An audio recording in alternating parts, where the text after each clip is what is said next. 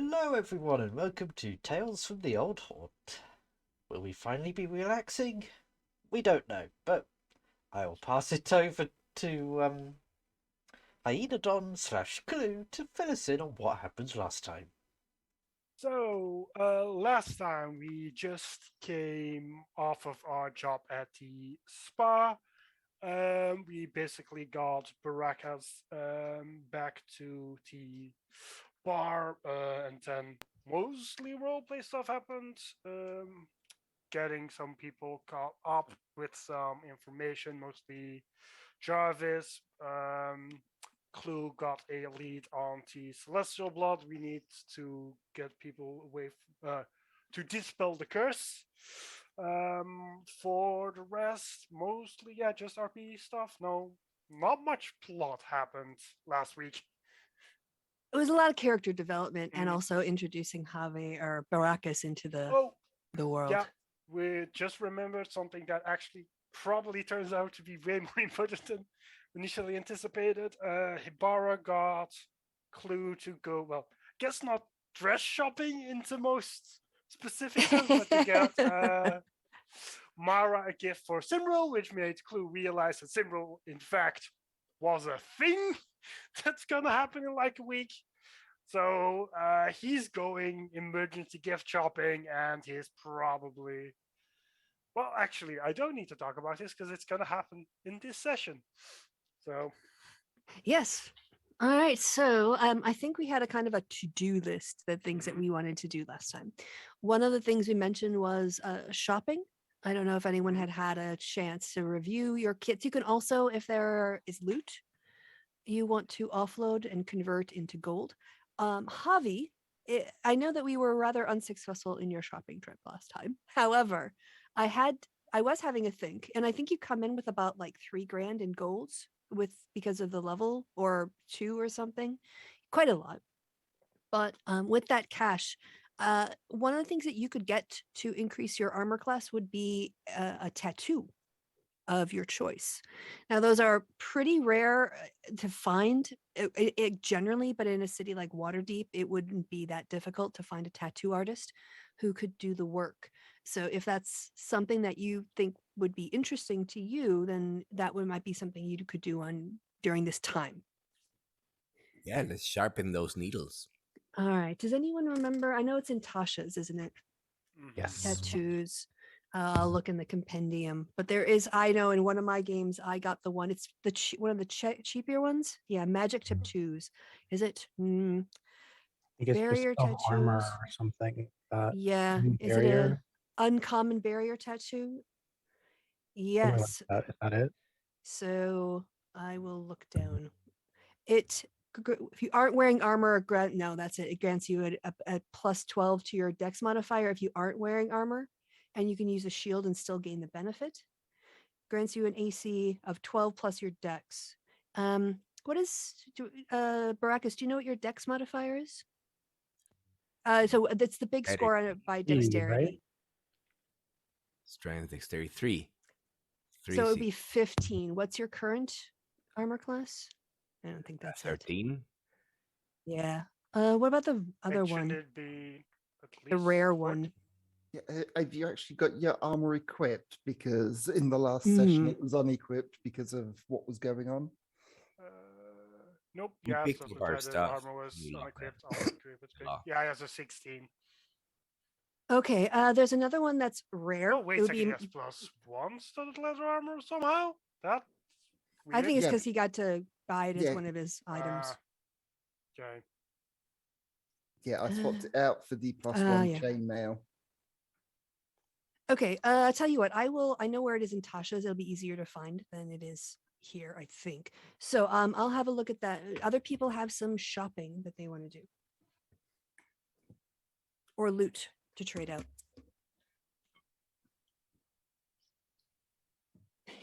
Or not. I thought you were gonna call for somebody, but yeah. Oh, okay. Yeah. Yes.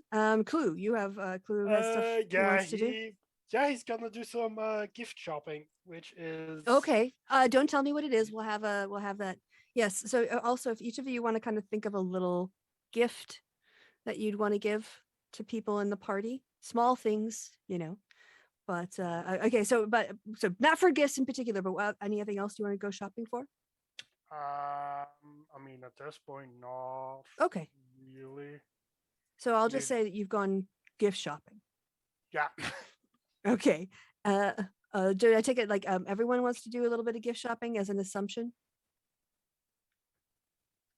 Yeah, I Yes. mean, once we go shopping, we can, shop for ourselves and everybody else. Yes. All right. So I'll say that everyone has had a chance to go out and do a little bit of shopping for the exchange later on. And if everyone is okay with with the equipment and the money they have, we I think one of the things that we skipped was to offer if Baracus wants one of the 2 open company positions. So let me go get 2 books. I'll get Tasha and I'll get Acquisitions Incorporated. I think I gave some information, but do you guys want to tell them a little bit about what is it, the lore monger? Oh, no, I'll just get it because you guys probably don't have it. I think it's in the compendium in Roll20 in this game. Maybe. I'm sitting here like, what? Yep. Don't worry, If I I type was the in first few Loremonger, sessions. I get it in the compendium, so that works. Yeah, everything's in the compendium. But I can see the whole list of because you would start off at level 2 with your cool thing because of the rank of the party. So, oh yeah, cartographers. All right. So cartographer is, you would get to have the ability to create and maintain maps and also help with people find directions. You would get some extra proficiencies when you make an ability check to create or examine any map, search for a new path in the wild, or assess a route for possible dangers. At rank 1, you gain proficiency with cartographer's tools and a vehicle of your choice, land or water. Your head office grants you the use of cartographer's supplies and inkwell parchment, a waterproof leather map case, spyglass, which is kind of cool, and a supply of colored inks. At rank 1, you get to, what is it? At the start of any mission, you can requisition a second-half draft horse or cart. So that's probably not so exciting. But then at rank 2, your spyglass becomes a spyglass of clairvoyance. And as an action, you can look through the spyglass of clairvoyance at a location within a mile of you that is obstructing your view, like a mountain, castle, or forest. If you then succeed on a DC 15 wisdom check using your cartographer's tools, you can basically map the natural terrain within 3 miles of that chosen location. So it just kind of helps you find where you want to go along. And then the loremonger job is keeping track of the lore of the party. Information has a value, and the loremonger is that information's keeper. Franchise loremonger studies and records all lore relevant to its operation, including tracking the economy, technical and arcane methods by which the franchise can be improved. You get a proficiency bonus to artisans' tools, navigators' tools, or vehicles, again, water or land. And you also get a toolkit of ink and an ink pen. At rank 1, you get a whisper jar. It's a common magical item resembling an ether-filled jar with a long top hose. The jar is used to record other stories and your own observations, like a verbal notebook, with unlimited space. The whisper jar records as fast as a creature can speak, and the whispers back in the words the same way they were recorded, activating the playback of a particular recorded action. At rank 2, your insight grants you preternatural knowledge of the creatures around you. As an action, you can choose to select one humanoid you see, and if you make a DC 15 intelligence or investigation check, on a success, you learn three pieces of information: the creature's name, up to 3 aliases that it's had in the past month, its primary profession, and its skill proficiencies. And once you use that once, you can't use it again. You also get an uncommon item that you can ask the jar for information on a specific subject and then make a DC 15 history check. On a success, the jar plays back a recording on that subject, made somewhere by sometime by another Acquisitions Incorporated loremonger. This property can't be used then against until the next day. So those two, basically you take these positions, but they basically come with some extra skills that you can use to in your gaming is essentially what they do. Okay, so he helps knows where stuff is and who people are. So those. Yeah, one helps you navigate more. Mhm. Yeah. Which is great if you do a lot of adventuring in the woods, but we don't do a whole lot of. This is more of an urban adventure. I in mean, this game, to be but honest, you can also, if you want to you can make do it it in more cities. useful, in cities, especially with sewers, if you're trying to do infiltration or enemy bases, Yeah. we're probably gonna have more in Undermarch, and it already becomes more useful. Sure. That's a good way of thinking about it. Yeah, though as a druid, the cartographer synthesizer is a little better because yes, special abilities are done on a wisdom check rather than an intelligence check. That's also true. That's better for you. I mean, to be fair, I don't know how dumb Baracus is, or Well, as a druid, he needs a minimum. yeah, wisdom tends to So- be his better stat, but he's got a +2 on intelligence. You can work with that.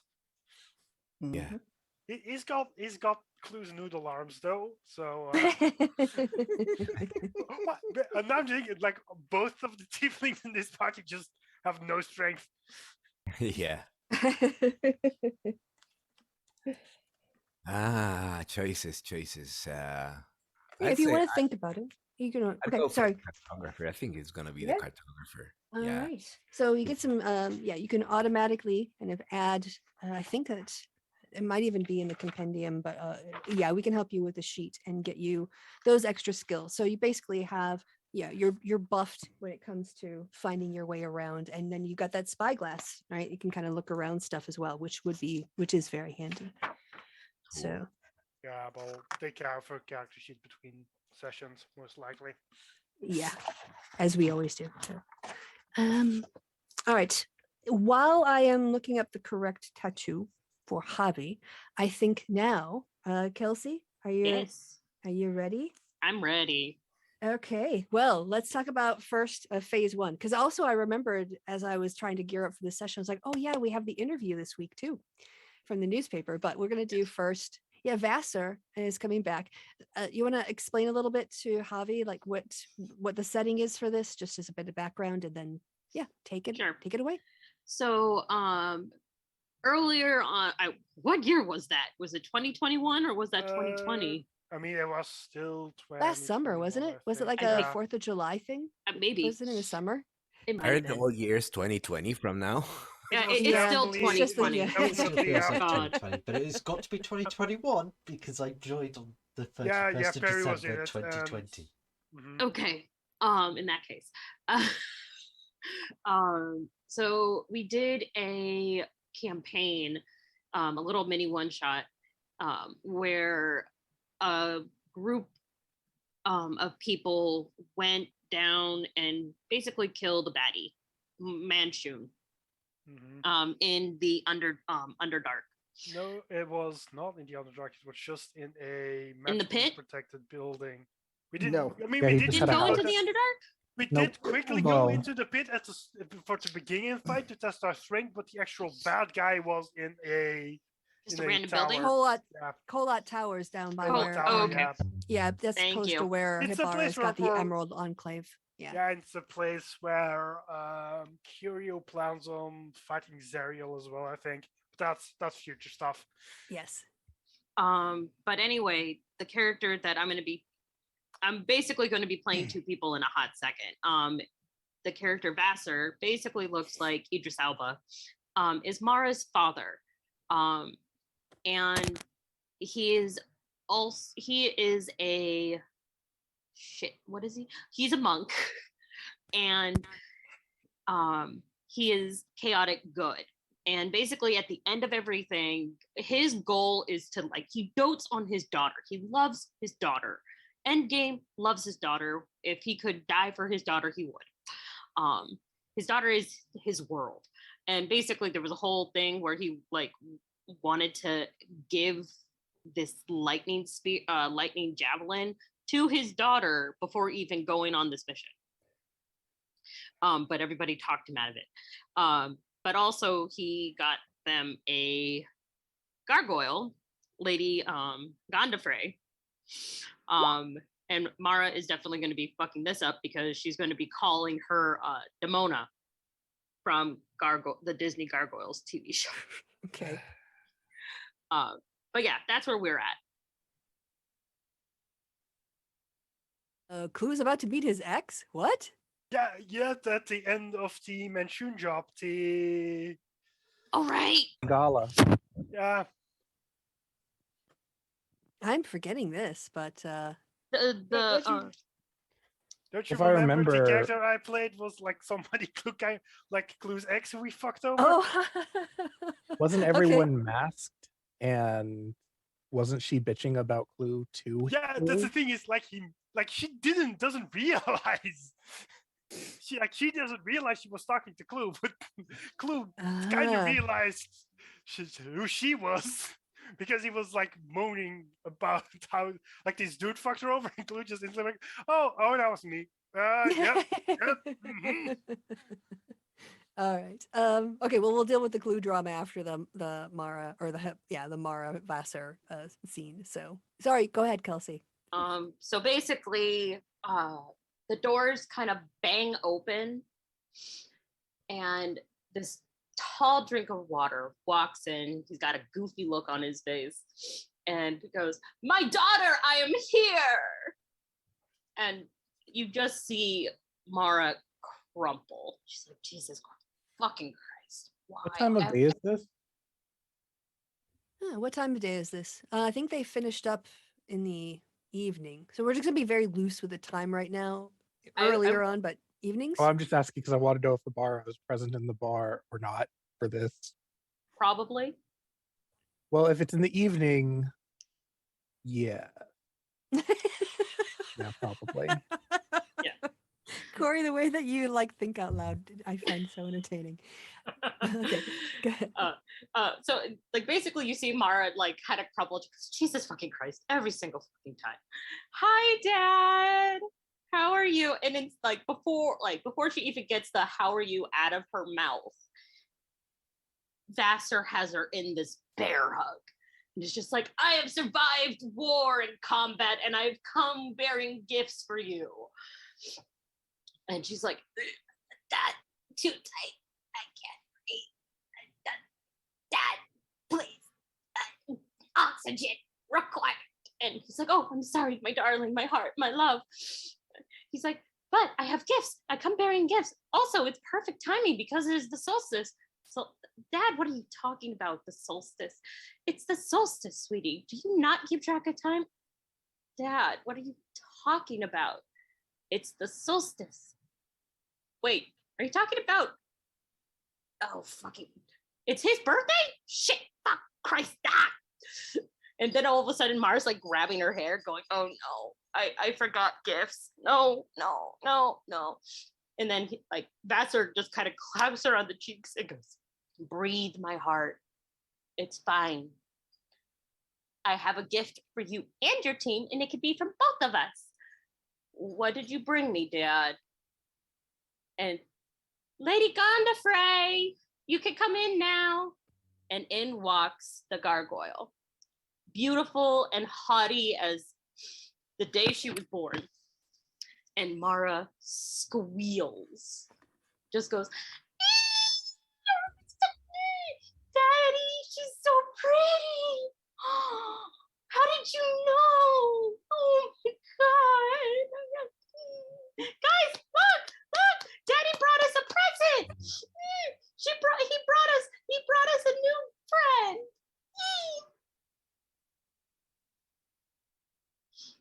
And then, without warning, Vassar thrusts into her hands the lightning javelin, and then, this for you, my darling. She holds it and looks and goes, what is it? It's a lightning javelin. Like Zeus? Sure, whatever the hell that is. Yay! Have those in D&D land. Oh, right. Zeus does exist in this lore. Yep. Yes, like Zeus, my darling. Yay! I have the power of a god. And there we are. Oh, okay, all right. Yeah. So, Clue, you're in the bar too when the party comes in with Vassar. You know, they get drinks or whatever else while this exchange is going on. And yeah, Lady Gondorfrey is like just sort of like looking around, a little bit confused. But yeah, I am too, because there's two of her. yeah, I Okay, forgot that right. I moved one on before. So yes, there's Lady Gondorfrey. You have to roll things for me and Lady Gondorfrey, right? I know. I think she's just what was it? She was trapped. I have to like look up her. Oh, her she's details. No, evil. she's a She has straight- she has no. like a, She's a chance to straight just up murder us. gargoyle. Yes, but she was like a made animate or something. I have to mean, go yeah, to the- she also just has a role that she becomes evil and tries to kill you. Well, yeah, there's a chance she could become evil and try to kill you. But to be fair, that so is Mara with being a were-rat increasingly as she goes on. So To be fair, so is Ibarra in a lot of ways, although less intentional. Okay. By the Come way, on. my ratty pool is up to 2. Your ratty fool is Oh, up to okay. 2. All right. 2. Sounds like a euphemism. Yeah, so Vassar introduces Lady Gondorfrey and explains that he thought you would like you or her for a pet, or not for a pet, but as someplace to live. Yes, basically, he's like, "This is your new best friend," and Oh. Mara is like, "Yes." We already have to put in extra rooms. And This is Mara's just like- becoming a hotel at this point. Jesus fucking Christ. Mara's now singing, "Lady Gondorfrey, you're my best friend." Yay! All right, yes, all right, here I found it. So Lady Gondorfrey, so Dullark Colat long ago trapped a magical experiment in his towers, a gargoyle that had been imbued with the personality of a human knight of Tyr, the god of justice, named Lady Gondorfrey.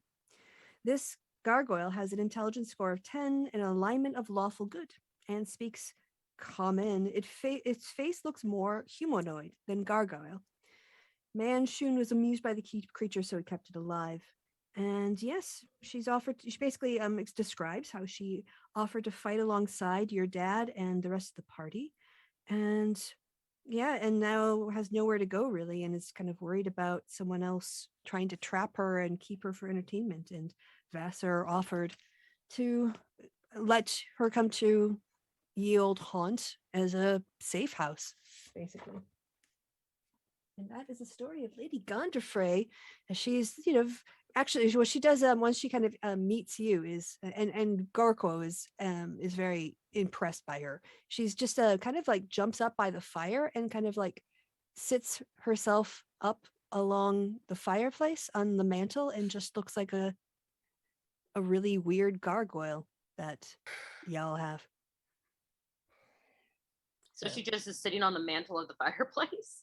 Basically, yeah, having a look around, watching all the people, keeping an eye on things. Well, that definitely won't scare off any customers. I definitely thought she was bigger, that she wouldn't be able to fit on the fireplace, but okay. I mean, fireplaces can be pretty big.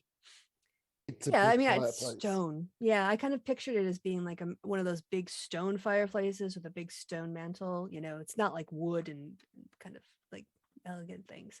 Let's see, what is she? She's a medium creature, so medium elemental. Yeah, I'll just say that because I'm kind of thinking how gargoyles are all kind of curled up, like keep their legs close to their core and their arms, if you think about the church gargoyles that you see. Yeah, and you've got a javelin of lightning now. Okay. All right, so let's do some nice, fun things. And should we have, before we go and start on what's going to be the next adventure, or before we do the interview? Yeah, let's have so the snows we'll have a little. I'll have our gift giving our thing. I don't know. Oh no, I do know stuff about Simril. And hold on, I need to type things. So I did look it up, and I think I posted it. Simril, right? D&D. That's the one. I'll just pull it up, and I'll describe what the holiday is like. Simril was chiefly celebrated after dark when the stars were, thank you, yes, I don't need an ad pop up. Right. It's an annual winter festival celebrated on the Sword Coast in cities such as Waterdeep and Neverwinter.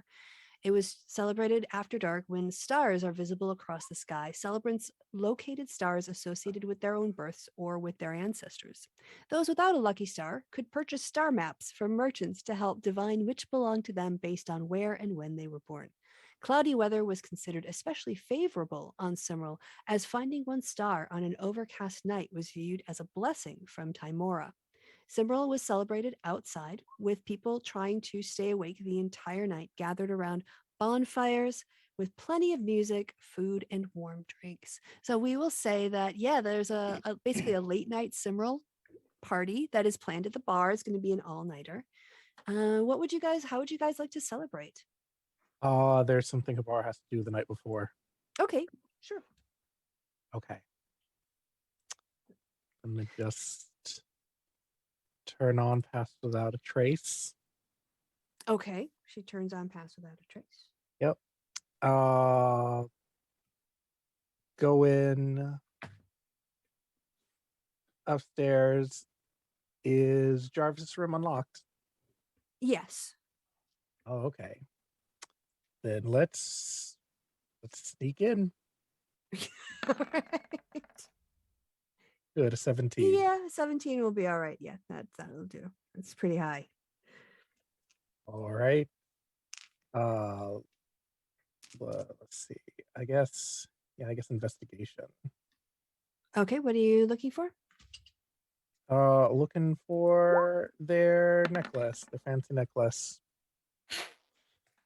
Yeah, you see it's kind of dark in here at the moment, and there's She has dark vision.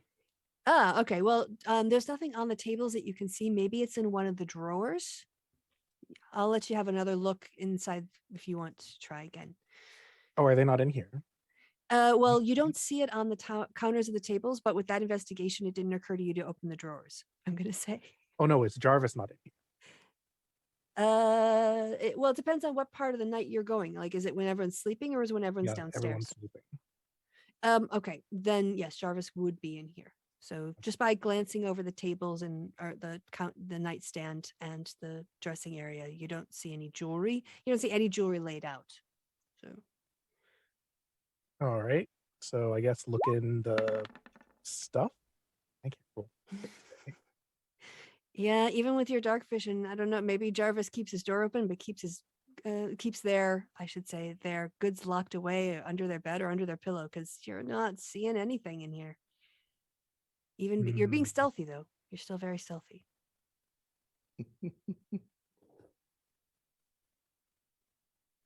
And they're not wearing it. Oh, well, have you looked? I'll let you do an investigation to see if they're Oh, wearing I it. was gonna do perception. Okay. I will say 10, yes. They're wearing it in their sleep. Okay. Then yeah, we're just gonna sleight of hand to take it off. Okay. Sure. Yeah, go ahead.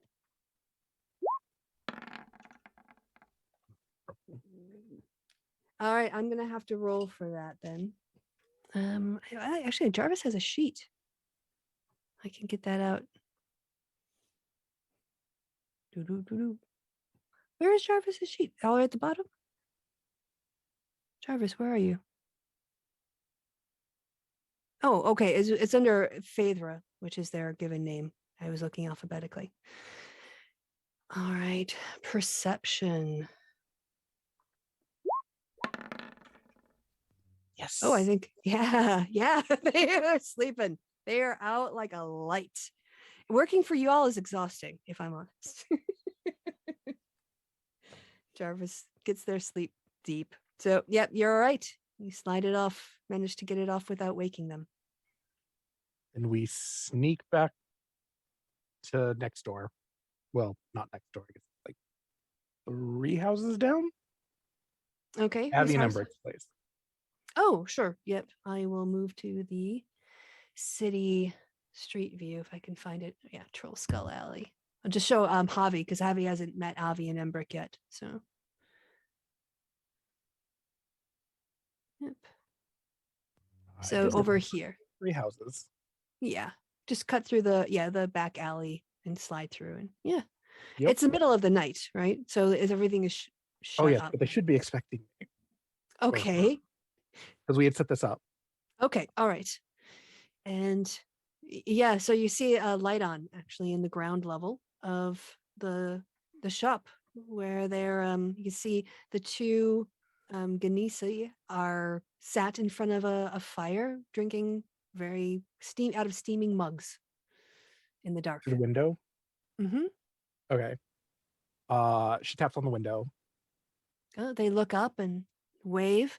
Avi comes and opens the door. It says, "Oh, Hibara, you made it." Yes, and I managed to steal this. And she Oh. holds up the pendant. So here, now you can attach the chain to it and make it all nice. Oh, right. Yes. Okay. Yeah. Come over here. We'll try it out and make sure before we, sort it out. And they lay out the other chain and kind of like measure it up and make sure the lengths are a bit. And they kind of like clip off a few extra bits so that it measures against the original. And do you want to wait? They offer you a mug of warm tea, herbal tea. Yeah, she'll wait. Mm-hmm. So, yep, Embrick will make you a tea while Avi works on it. And within about an hour, it is all said and done. Yay. Yay! And I guess I should pick up the other ones too. Yes. Let's see. I think we've got them in a bag under the counter, right, Avi? And Embrick's like, yep. I put them there when I finished up. They should be in the second drawer. And, Avi walks over, pulls out a package wrapped up in brown paper and string and hands it to you. Perfect. Thank you so much. Well, that's what we live. We live to make people happy. Also, just confirm for me, tomorrow is the solstice. You call it Simro. Simrel? Mm-hmm. Yep, big party night here in Waterdeep. And there's no eclipse during the day, right? Like in the evening, sunset. I don't think there's anything scheduled in the almanac. Okay, that's all I wanted to know. Okay. Have a good night. Yes. Well, yep. We're gonna get fires and going for the morning. Mm-hmm. I think everyone's having a party tomorrow evening. Yes, we will be out too. We'll be out in our back alley. Oh, you should come over. Oh yeah, sure. A lot of us will be setting up like little fire pits in the back. Some people like to organize a shared bonfire or whatever. Yeah, we'll wander over toward your fire. That's fine. You should come over and visit ours too. Okay, I will. Oh yeah, and you should go and make sure that you check out Vincent, the Vincent Trench, the PI. He always has a bard that comes along and plays great music every year. There's still a dead thug on the ground. I should get rid of that. From when it's just a skeleton at this point. Yes. Yeah, so we should definitely check that out. Okay. It's great. Great music. Anyway, have a good day. Have a good day, sweetie. Good night. Bye. Night. She goes back in. So I guess since Clue mentioned it, they would have told Hibara about the party. I mean, I already established. Yeah, I think when you would get back, they're organizing for it when you guys get back from the spa. It's kind of like assumed everyone's going to know that it's going on, so they didn't specifically tell you.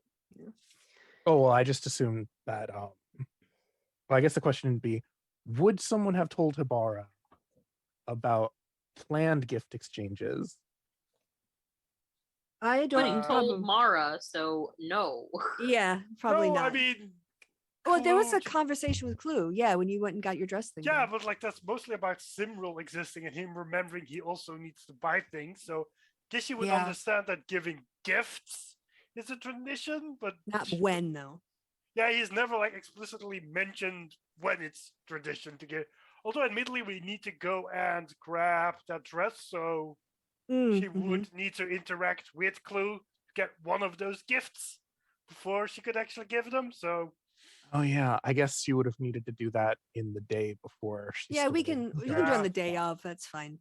We can just say you can do it. You've done it that day before because I yeah, forgot you needed at to which do point Clue it would too. probably mention the fact that they need to think of a place to hide it until sundown. Yes. So where And would then you that would hide the gift? okay. Yeah. That would Yes. establish that gift You need exchange to. is at the Mhm. party. Happens after sundown. Okay. Yeah, the next day after sundown. Yeah. So or this morning, and now it's going to be the day, and then it'll be this Yeah. evening. But it won't Mhm. be till very late, so it could be. Yeah, you know what I mean. I mean, not that late. It's Yes. the winter solstice. It's dark pretty early. Yes, pretty. Yes. I mean, not that late. It's All right, is Hibara all set then? Oh, Okay, what? I'm just going to jump in yeah. here and say thank you, Weird One, for the raid. Oh wow, thank you. Yes, we're organizing a little bit of D&D. Welcome everyone. And yeah, so you're heading back to your room then, or are you gonna try to slide that on Jarvis, or what are you gonna do? Oh no, yeah, she's going back to her room to wrap everyone's present in basic paper. Oh no, yeah. Okay. She's going back to her room. Who else needed to do stuff before we move on? Anyone? Anyone for any more? No. All right. Mhm. Then I will say the next day. Sorry, I was The messing with my Mhm. mutes. Oh Tamantina's yeah. going Okay. to want to do a little bit of shopping. Yeah, of Just to course. pick up something for. Sorry, to pick up a few items for the exchange. although, I mean, because Barry is not from Waterdeep or Neverwinter, so I mean, I guess he could have passively heard about it somewhere. Yeah, and also the bar Relatively. is going to be open late that night. The Bob's going to maybe be they- organizing the big bonfire in the Yeah. backyard. So like the hubbubaloo would Mm. be, like, Yeah. oh yeah, Also, even if where Perry is from, they don't celebrate Simril specifically. That doesn't mean they don't have other solstice traditions, which would also include gift giving. Mhm. But like the specifics of Simril, he probably doesn't know about because it's only a Waterdeep and Neverwinter thing, really. Yes. But being there in the culture, you're kind of picking up on Mhm. people's conversations, Simril sale, and Mhm. Simril cards and Simril carols and Yeah, star maps, which mostly Yep. sold at night. Mhm. Get your star maps on sale now, get them before the evening when they're going to be expensive and things like that. All right. So yes, it is definitely winter and in Waterdeep. The fireplace needs to be, someone needs to get up in the middle of the night to stoke the fire to keep the house warm. And even then, by the time you wake, a lot of the windows are frosted. There is also that sort of smell of crisp, fresh in the air that both is pleasant but kind of burns your nose a little bit when you go outside, and your cheeks get cold to the point of feeling hot if you go out with your hands or you go out with your hands uncovered. They too would get very chilled. But there's a lot of excitement too. The bar is hopping. It's the business is doing well. And subsequent to your interview, which we will do later, business is picked up, and people will now, it's a little bit weird, like people will sort of recognize you in the bar or sometimes in the street. You're definitely getting to you're getting to be known in the community, shall we say. And yeah, the place has been decked out. A lot of greens have brought in to kind of go with the goth feel, a green and a blood red, berries, whatever else. And the Madame Cookery is also kind of worked in more kind of like hearty pastries as well, things with root vegetables and savories to be a bit more stocky and warm you up in the morning when you go out for the day.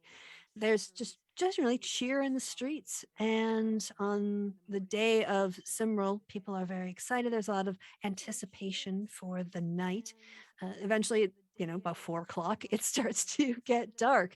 And as soon as it starts to get even like this, the sun just starts to be halfway through. People are already like getting their bonfires ready, getting out mulled wines, mulled ciders, beers, spirits, lots of like cheeses, hearty breads, sausages for those who eat meat, and yeah, kind of like setting up basically like a tailgate for Americans, or for non-Americans too, just like an outdoor party in the winter. Yeah, Lake Fest. Oh my God, who has a party on a frozen lake in the middle of the winter? Dumb people in Wisconsin, like I grew up with. So that is the kind of thing I that I mean, picture have here. they ever fallen in the lake during this party? Yes. Oh no, they cut holes in the lake and jump in. Those are the Oh. polar bears. Yeah, they go Yeah. swimming in the middle of January. Yella, Google polar bear plunge. I mean, I know what polar bears are. We also have those. No, but that's no, generally No, the no, Oh, no, food, it's the not. people, right? You got to Yeah. you got to Yeah. Google Sports the polar groups. plunge. No, I know what polar bears Okay, are as in the yeah. people. We also have them like Yeah. mid January or like early January, just jumping into the ocean when it's like minus I 3 blame degrees. the Vikings.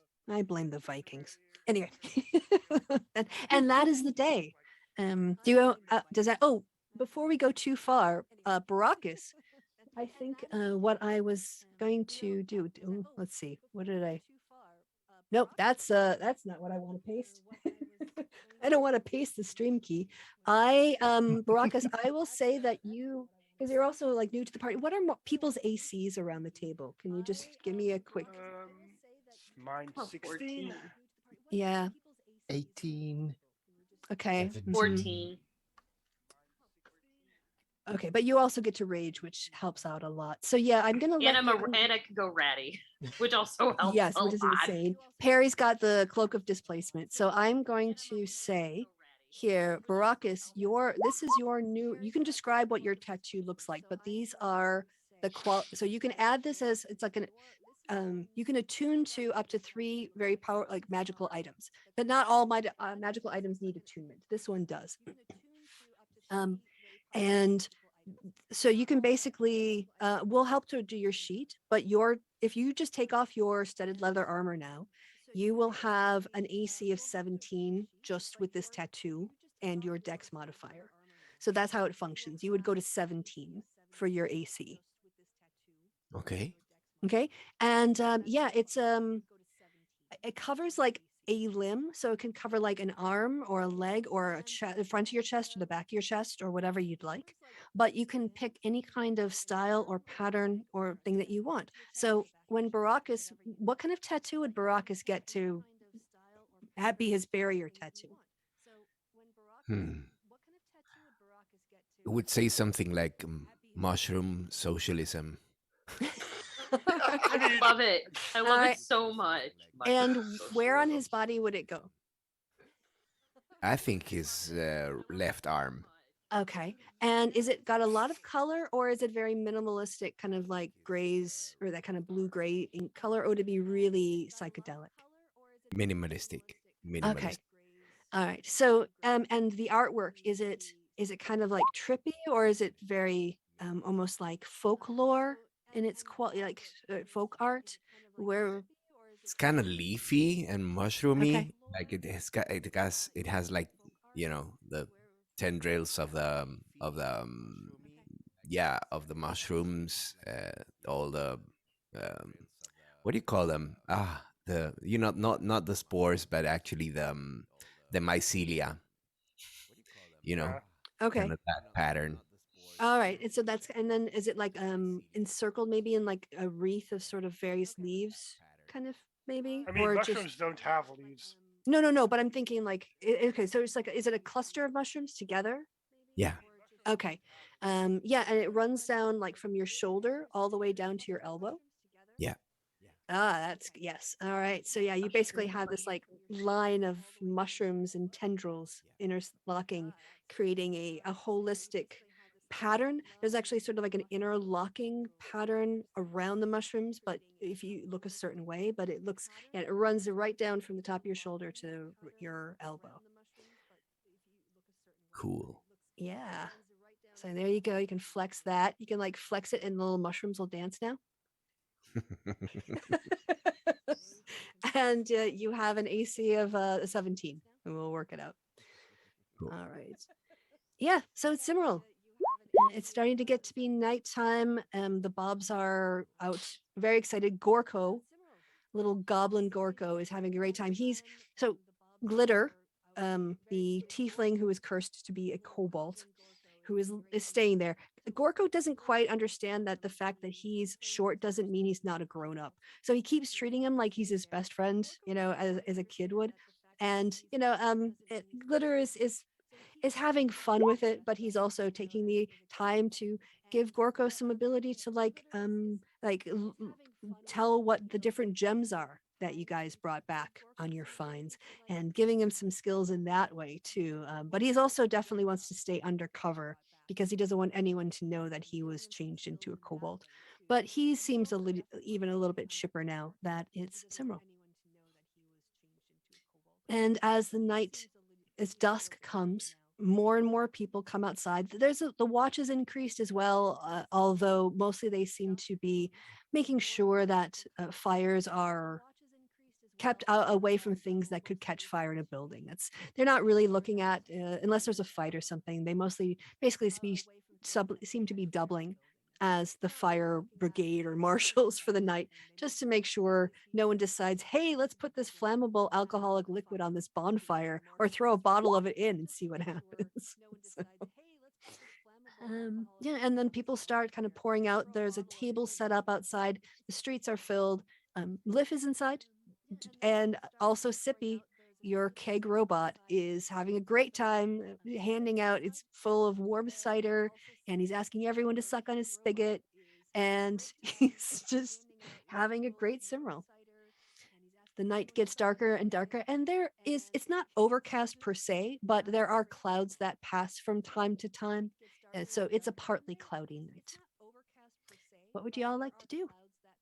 Mara, like the second Mara found out that it's solstice, she has been singing Christmas carols. Okay. So every so often, like if a member walks by, she's like, "Oh, rest ye merry gentlemen," or "Oh, Christmas tree, oh, Christmas tree." I will also say that Lift's inside, but the B team has actually finished their job now, and so yeah, they're not staying with you, but they're all staying in different places. But yeah, Jolly is back for this. You all have a nice reunion with Jolly. Friend is glad to see everyone, and yeah, the B team though, they have a party on the other side of town that they were invited to. So that it was just basically Jolly who made his way back here. Good, because Mara would be hiding from her cousin. Yeah. Your cousin has got someone who's got a new crush, by the way. What? Oh, yeah. So. Who? And the Zero would turn up briefly, giving Perry the opportunity to give her the pistol. Yes. Oh, yes. Yes. As they were being dropped off. Yes. As Jolly was being dropped off by them. Yep. Yeah, so Jolly is very happy to see you all. He says, "Oh, I don't have much in the way of presents, but I did bring this." And he holds up like a special craft pirate ale from Neverwinter that he got. Baby. Yeah. Even Jarlaxle can't get a hold of this. I know the brewer. Ooh. It's a winter beer. So. Yeah, so he'll hand those out to everyone and says, "Happy Cimmeral" as the toast. Baracus walks around, and Baracus has gathered some spores, and is just sneakily, stealthily going around people. Oh. He dropped out! No! We'll get him back. We'll get Hopefully him he'll back. be back soon. I think he was drugging people's drinks. Yeah, I think so To too. be honest, you need a self roll for which Self and sleight of hand.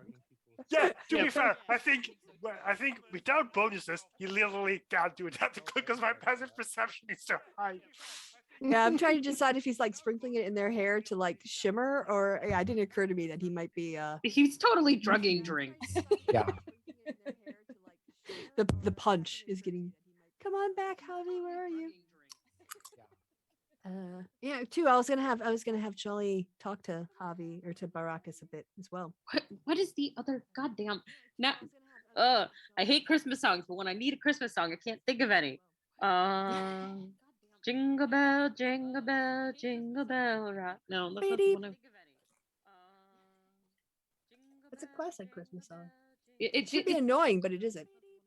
but see, but it's also not really a Christmas song. It's a secular song. Well, yeah, there are a lot of secular Christmas songs. Yeah, see, I'm Most of them, in looking fact. for like true Christmas song.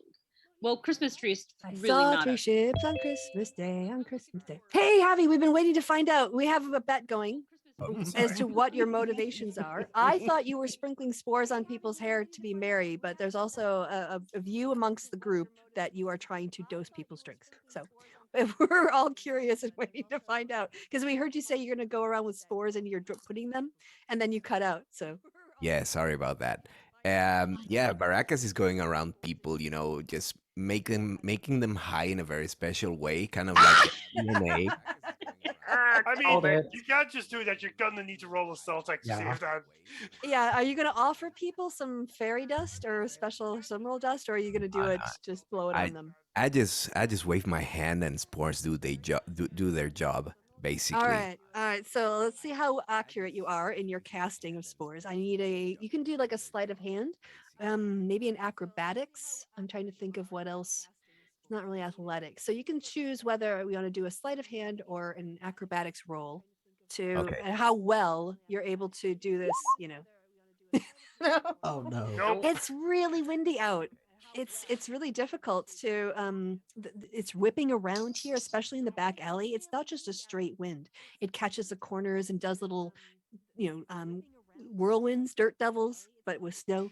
And yeah, it's really difficult to land that on people. Okay, one's gotta try. Meanwhile, the people the next street over are enjoying this rather interesting evening all of a There's sudden. people that you know are suddenly very worried about a lot of things. Yeah. Suddenly you hear the bard over who's partying. There's one drink makes you taller and one drink makes you small. I don't know the words to that song, but so anyways, Just White Rabbit. ask Alice. Yes. And then Mara hears that and goes, "You shouldn't know that song. It's not from this universe." Jolly comes over to you, big half orc. Approaches you with a smile after having greeted the other members of the party warmly and sticks out a big half orc hand and says, "I understand you're here to join the party."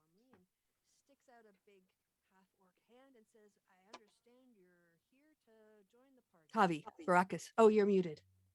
Oh, sorry. Yeah, no worries. Yes, I am here to join the party. Oh, excellent. And by the way, when he shakes your hand, the spores transfer Yeah, then into his Yeah. skin, hand in his skin. I'm like, it's well, that, very. I mean, the idea is to get them like MDMA, but less sexual, but more friendly. Like, I love you. I love you too. You know. yeah, he's like, oh, you've got a tingle in your hand. He's like, starts, oh, it feels good. Oh, it's really sensitive there now. Oh, There's he magic just starts, in the air. You can't he deny starts, it. he starts like just petting his own hand where you've shaken hands. Oh, it feels really intense and weird. And he seems to lose some kind of like interest in you a little bit. He's just Jolly, stroking his hand. did you start on that beer earlier? Oh man, he takes his hand clue and he puts it on your face. So you Okay, want to do this me? is You want to do me a new. con save?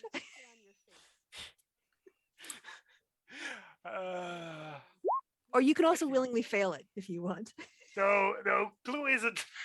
Clue, oh wait a second. No, I rounded up the markers, which I do think has the same. No, actually, this is the one that actually from Clue. 10. Which it's Alright. indirect from indirect. I don't feel.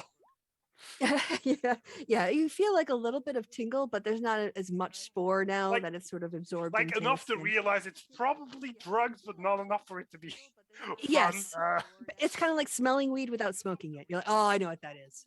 Mhm. Yeah, that kind of situation. You're like, all right, who's got? Sorry, go ahead. Charlie, it's a bit early in the night for that, isn't it? Ooh, I feel my hand. I touch it. It's so amazing.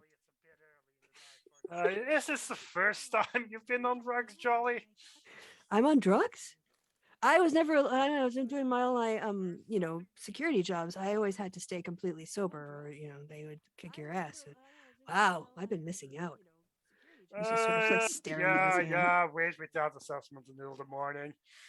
Oof, I'm gonna hang out with you. You've got a new friend now, Baracus. Jolly is like basically your co-pilot for the night.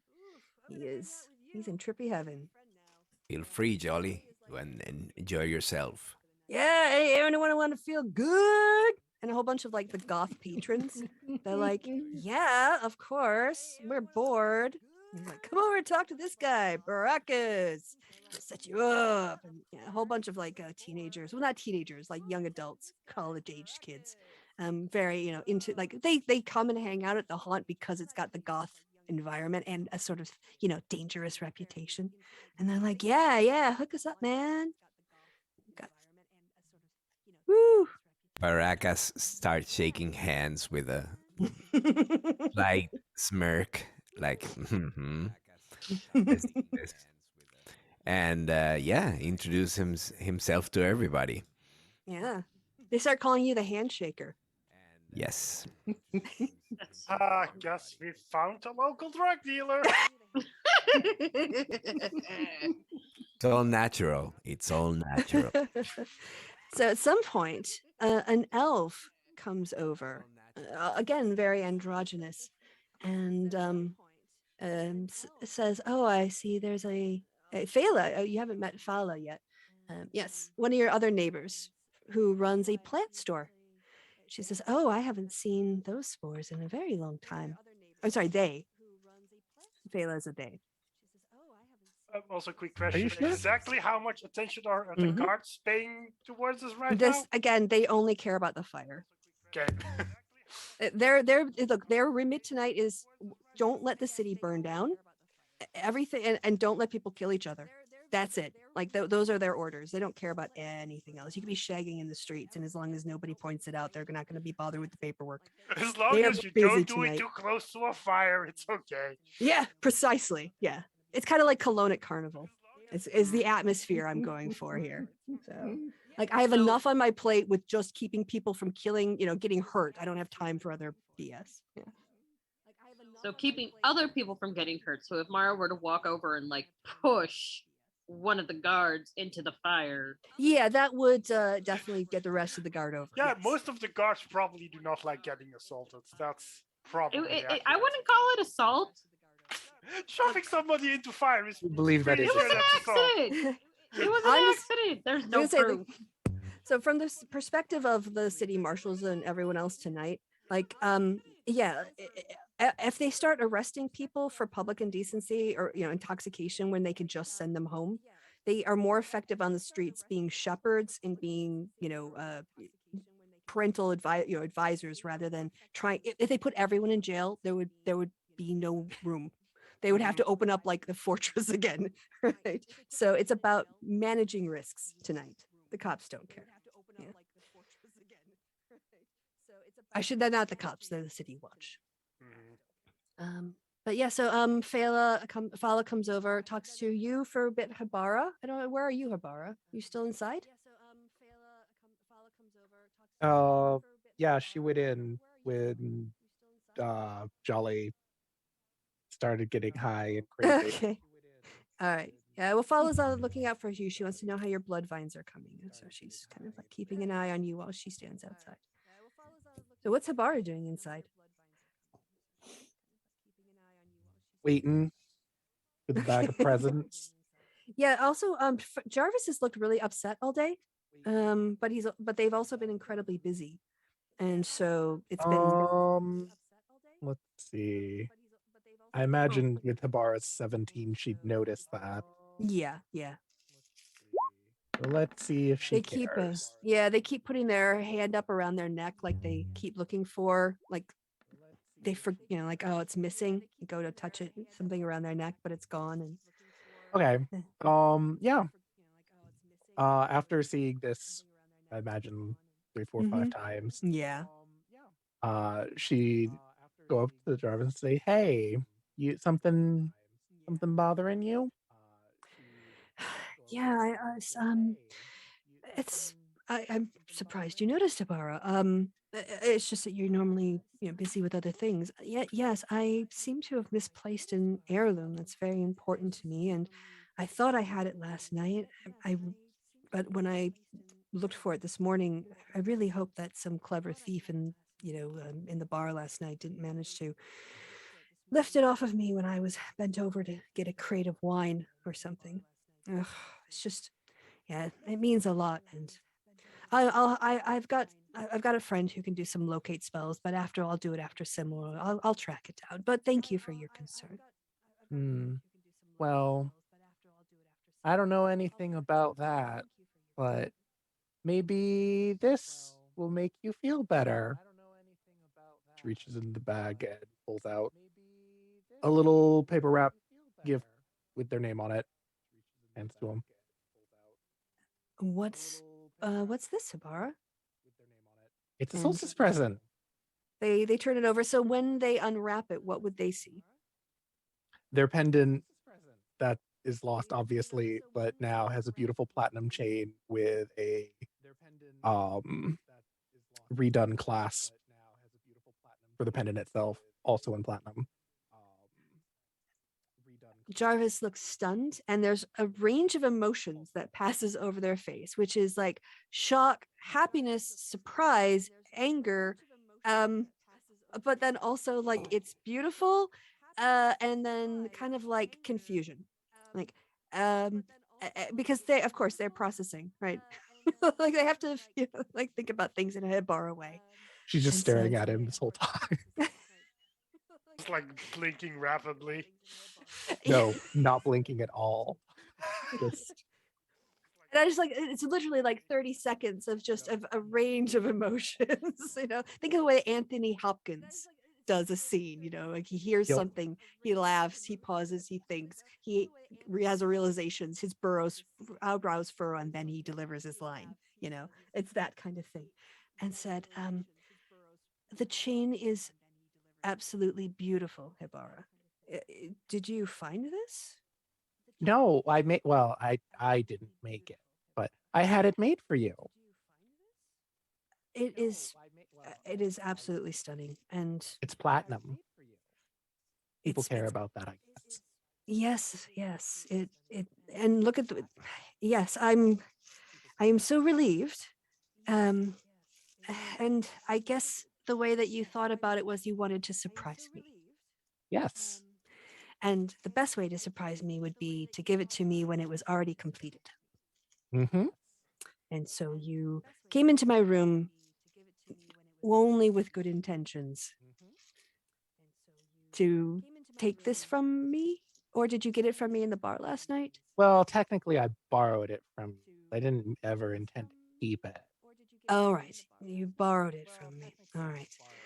Well, thank you, Hibara. I think we have to talk about boundaries after Simro, but I know you now long enough to know that you gave this a lot of thought and planning. And who did the work? This is beautiful. Oh, it's Avery and Ember did it. So I'm you not sure who arrange did it properly, but yeah, Mhm. they did the actual craftsmanship. So you planned this out very thoughtfully and were thinking of me. And Mhm. I am going to remember that, and not the fact that you snuck into my room when I was sleeping and took something off my head. Thank you, Hibara. I hope you like my gift as much as I like yours. Okay. Although I'm going to give them to you all later. It's from all of us in the staff. Oh, okay. Right. So that happened. Okay, so should we just go ahead to some of the gifts? Do people want to say? Should we start? I don't know. Go with who's in the first in order. Clue. gets to the so you guys have a nice party. The food gets eaten up. Baracus, you've definitely started to meet like the alternative drug crowd. People are like doing like asking you for advice now on what mulches and fertilizers to use with mushrooms, and whether or not they can be grown all year round. Like if you would be willing to do a mushroom picking course in the spring or in the summertime. So you now have like a clutch of friends that you are developing in Waterdeep who basically like know how to get their hands on some pretty interesting herbal things of a variety of ranges. Right. So I'll say that this is a like an ally contact that if you need information on certain kinds of herbs or plants, that aren't entirely legal, the kind that Follow would necessarily, would offer in her shops, you can work your growing network of friends to get that information. Yeah, Baracas starts making friends with everybody and sharing all his knowledge about, all kinds of mushroom related things that people ask. And people are giving him advice on plant stuff. So, and he's making friends with people from every other neighborhood in Waterdeep. That's going to help with the cartography thing, I suppose. Yeah, learn your way around. Yeah. And Baracas is just chilling and enjoying, the time and company of these people. Yeah, there's like the people are moving some from fire pit kind of or bonfire to bonfire. Um, who's that? It's Matrim, I think it is. This is three strings basically. It's got some songs. There's also a song about the party at the Ye Old Haunt that is starting to go around, and it's got like some verses about when you have a crack in your when you need your crack filled or deeply explored, go to see the party my- at the Ye Old Haunt. Oh no. If you have a vault and you want someone to go in deep, bring out your dragons and make you feel like a queen. Go see the party at the Ye Old Haunt. It's a rather suggestive little ditty that three strings there is playing in the background. Deserves to be shot. Clute just tosses him a gold coin. Mara Like, sees that's that. the kind of Mara sees Clue do that, and instead of like growling, she's just like, "Toss a coin to your witcher. Ooh, bounty of plenty. Ooh, bounty of plenty. Oh." All right, so the gift giving time comes around, and the staff will go last. So I'll let all of the party members go first. Yeah, it's a beautiful night. It gets to be sort of like the height of towards the midnight, and you cross over, so you're officially now you've passed the longest night, the shortest day of the year, and that's kind of like you hear a hurrah go up around the city, and it lasts for a few minutes. There's a lot of cheering, and then it's kind of dies down, and people start exchanging gifts. So, Clue. yeah, I guess he's gonna start with Gorko, for which he has a bag with like some spell components, some eyebrows, in gum, nude sides, and that kind of stuff for Ooh, your spells and stuff. he's very happy. Yeah. Then for Mara, he has some I guess not expensive, but significantly above like the kind of coffee she's been having. Some lightly roasted beans. She could have some slightly better coffee. She shoves her nose in the bag and moans obscenely. I'll show you how to prepare them properly tomorrow. For Act like I don't know how to do that. Yeah, but I do, so I can explain it. That's how explaining works. Then for Yagra, he just has a just terrible novelty mug. Oh, right, from Has- Neverwinter, I take it. I hope. Or no, anywhere. Actually, he did. Unfortunately, he did not remember. He just got it in the Tim Hayes Oh, mug. okay. Okay. But it's like one of those mugs that is like hyper specific and make like no sense. Like it's just something in the vein of like, don't mess with a cat mom who hasn't had her coffee on a Wednesday, which makes absolutely no sense, but people put it on a mug for some reason. No. The perfect slogan to go on it. My friend went to Neverwinter, and all I got was this lousy mug. Yeah.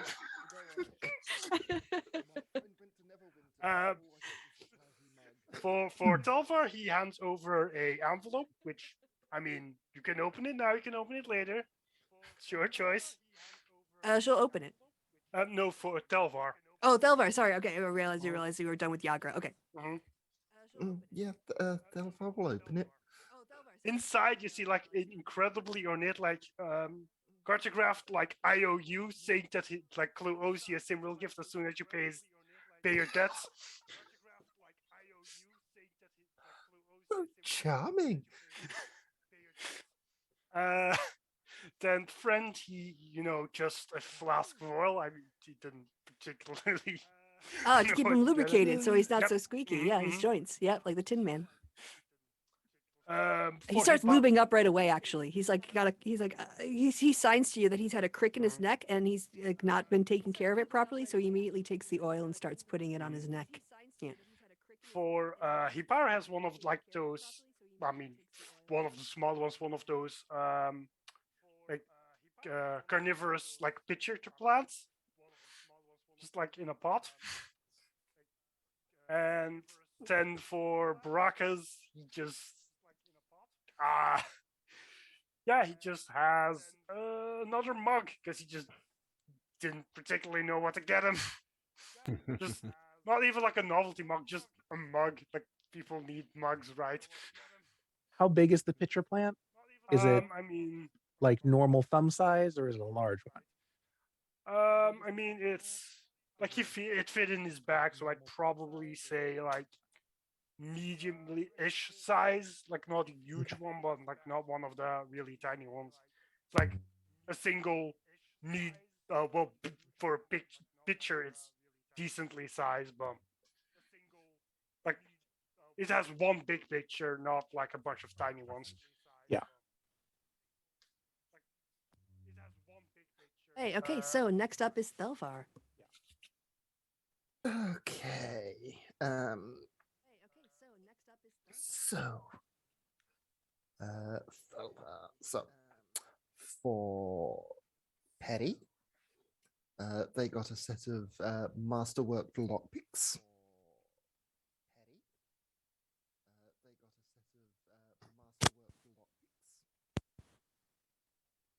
Perry, have anything to say? Okay, you're just Oh, he's excited. 2 words. 3, actually, by contraction. Okay. For Gorko, they would have got him another spell scroll to learn a new spell. Oh, he squeals. He's like, this is the best day ever. People keep giving me things. Clue kind of nicked my idea for Habara, but it was going to be a poisonous cactus. I mean, the only thing you can really get Hibara is plants. You can never have too many plants.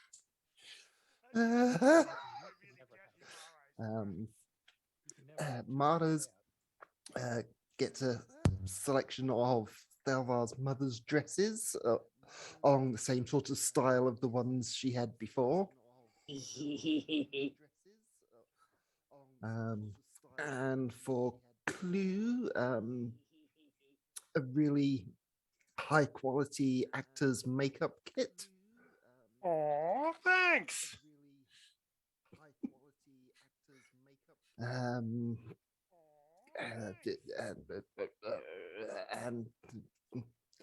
a few little things for because I've got no idea what to get Baracus, being they're new. Mm-hmm. I mean, I got him a mug. Yeah. But yeah, those are the major ones anyway. If you get inspiration for Baracus, you can always amend the list later.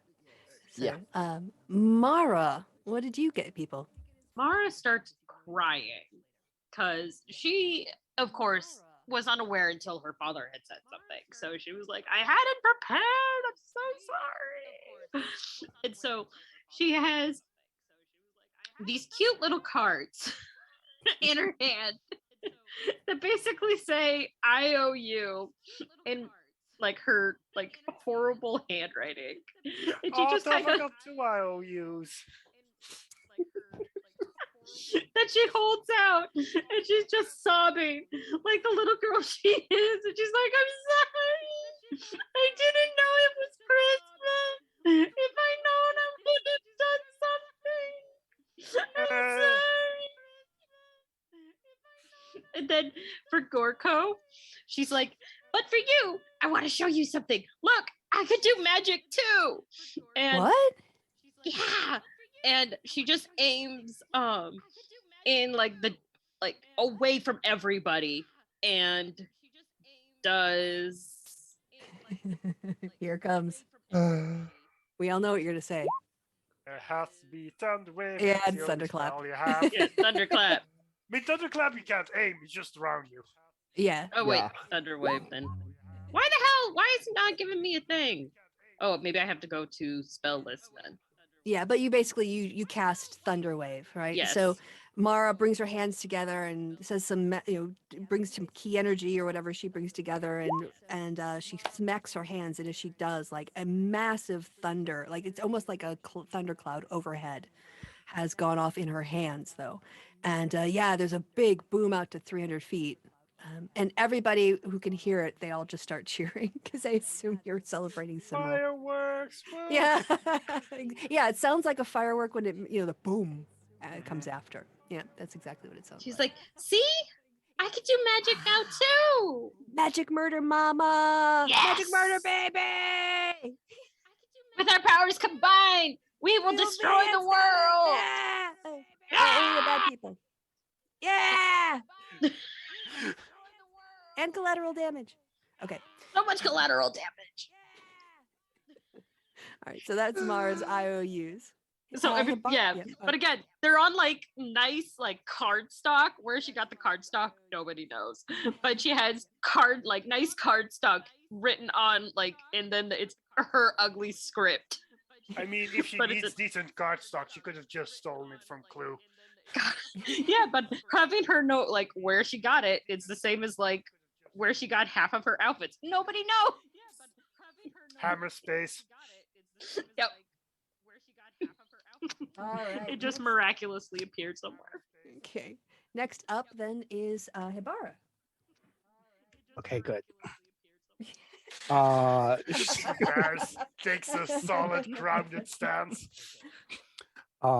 She goes around and starts handing out packages to everyone. Let's start with Mara. She gets a big one. Sorry to spoil kind of, because when she opens it, it's the Mara's Burnt eyes. Cocoa dress. Oh my god. Mara's eyes go wide and she goes, "Can I try it on?" I hope so. And Mara's about like Mara being completely oblivious to everything is about to strip naked. When she goes, "Wait, I shouldn't do this here," and goes into like the back room and then like takes off her like whatever she like her monk outfit and puts on the dress and then comes out and she's like, "I look like a princess! Oh my god!" Actually, This is the best day ever! if you focus a bit, I think the dress can actually do a bit more than just be pretty. If you do this, and Hibara shows her a hand motion. Mara does the hand motion and it changes into one of her other dresses and she's like, "Ah! More magic!" And she's like, "Wait, if I do the hand motion again, what will happen?" It'll change into another one. You've got 5. What? And she does it in another dress. Does it again, another dress. And like and she like and so now she's like think like Xenon girl of the 21st century and like going like changing outfits and just like no. Basically that's like what Mara is doing, only in these 5 dresses. And she's just going, "Oh my god, oh my god, oh my god, oh my god, oh my god, oh my god, oh my god," but she's just cycling through all the dresses. If you hold up the finger after you've done the hand motion, it'll go to that dress. So you don't have to cycle through. You can just pick whichever one you want. Yeah, but if I keep on cycling, I'll get carpal tunnel and it will just be fun. just just I take don't good know care if of that dress, okay? It was expensive. Oh yeah, it's also from Clue technically. Oh, coffee and a dress. I knew you loved me. The coffee was my idea. The dress was Ibarra just paid for it. Okay. Then she'll she'll hand Delvar's package. It's a very small, about what you would expect maybe like a tie box to be. Mhm. Is he opening it now? Yes. When he opens it, there is a platinum chain with a clasp at both ends, but one is much larger than the other. And the chain is made up of little feathers. And she says, the big claw is for your little owl, your little eyeglass thingy. Wow. Thank you, Habara. This is very nice of you. It's made of platinum. People care about that. So I That's a- see. It's a dirty material, platinum. Very corrosion resistant. She hands Clue a very small, like index card sized package. Clue is looking at rather suspiciously, but guess he's opening it. It's a small piece of paper that says gun lessons. The concept of gun lessons? No, Does it like say who he's getting them from? no, or it does just says gun say- lessons. That's it. It's just a piece of paper with the word gun and lessons on it. Ibarra, I appreciate the thought, but I feel like there's some details to this that this card does not convey. Oh, well, I don't know when you're free, but whenever you are, I can just call up Felric and he'll teach you how to shoot your gun so you don't like shoot your hand off. I do like keeping my hands. Thanks, Ibarra. Do you want to explain the mechanic we talked about for that too? Oh, I thought it was just giving him gun proficiency after he's done with it. Yeah. So you'll automatically get proficiency after you complete your lessons with Felric. So you don't have a Yeah. disadvantage when you. Did Perry also have a gun? Yeah, but he gave it to Nels. Oh, Yeah. right. Okay. All right. Okay. I mean, to be honest, I was kind of hoping to have a situation where I could pull my gun on somebody and talk about how I don't know how to use it, but Well, that could still happen before your lesson. Yeah.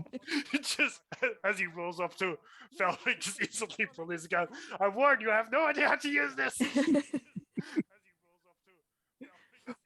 Speaking of Perry, she hands Perry a very similarly shaped package.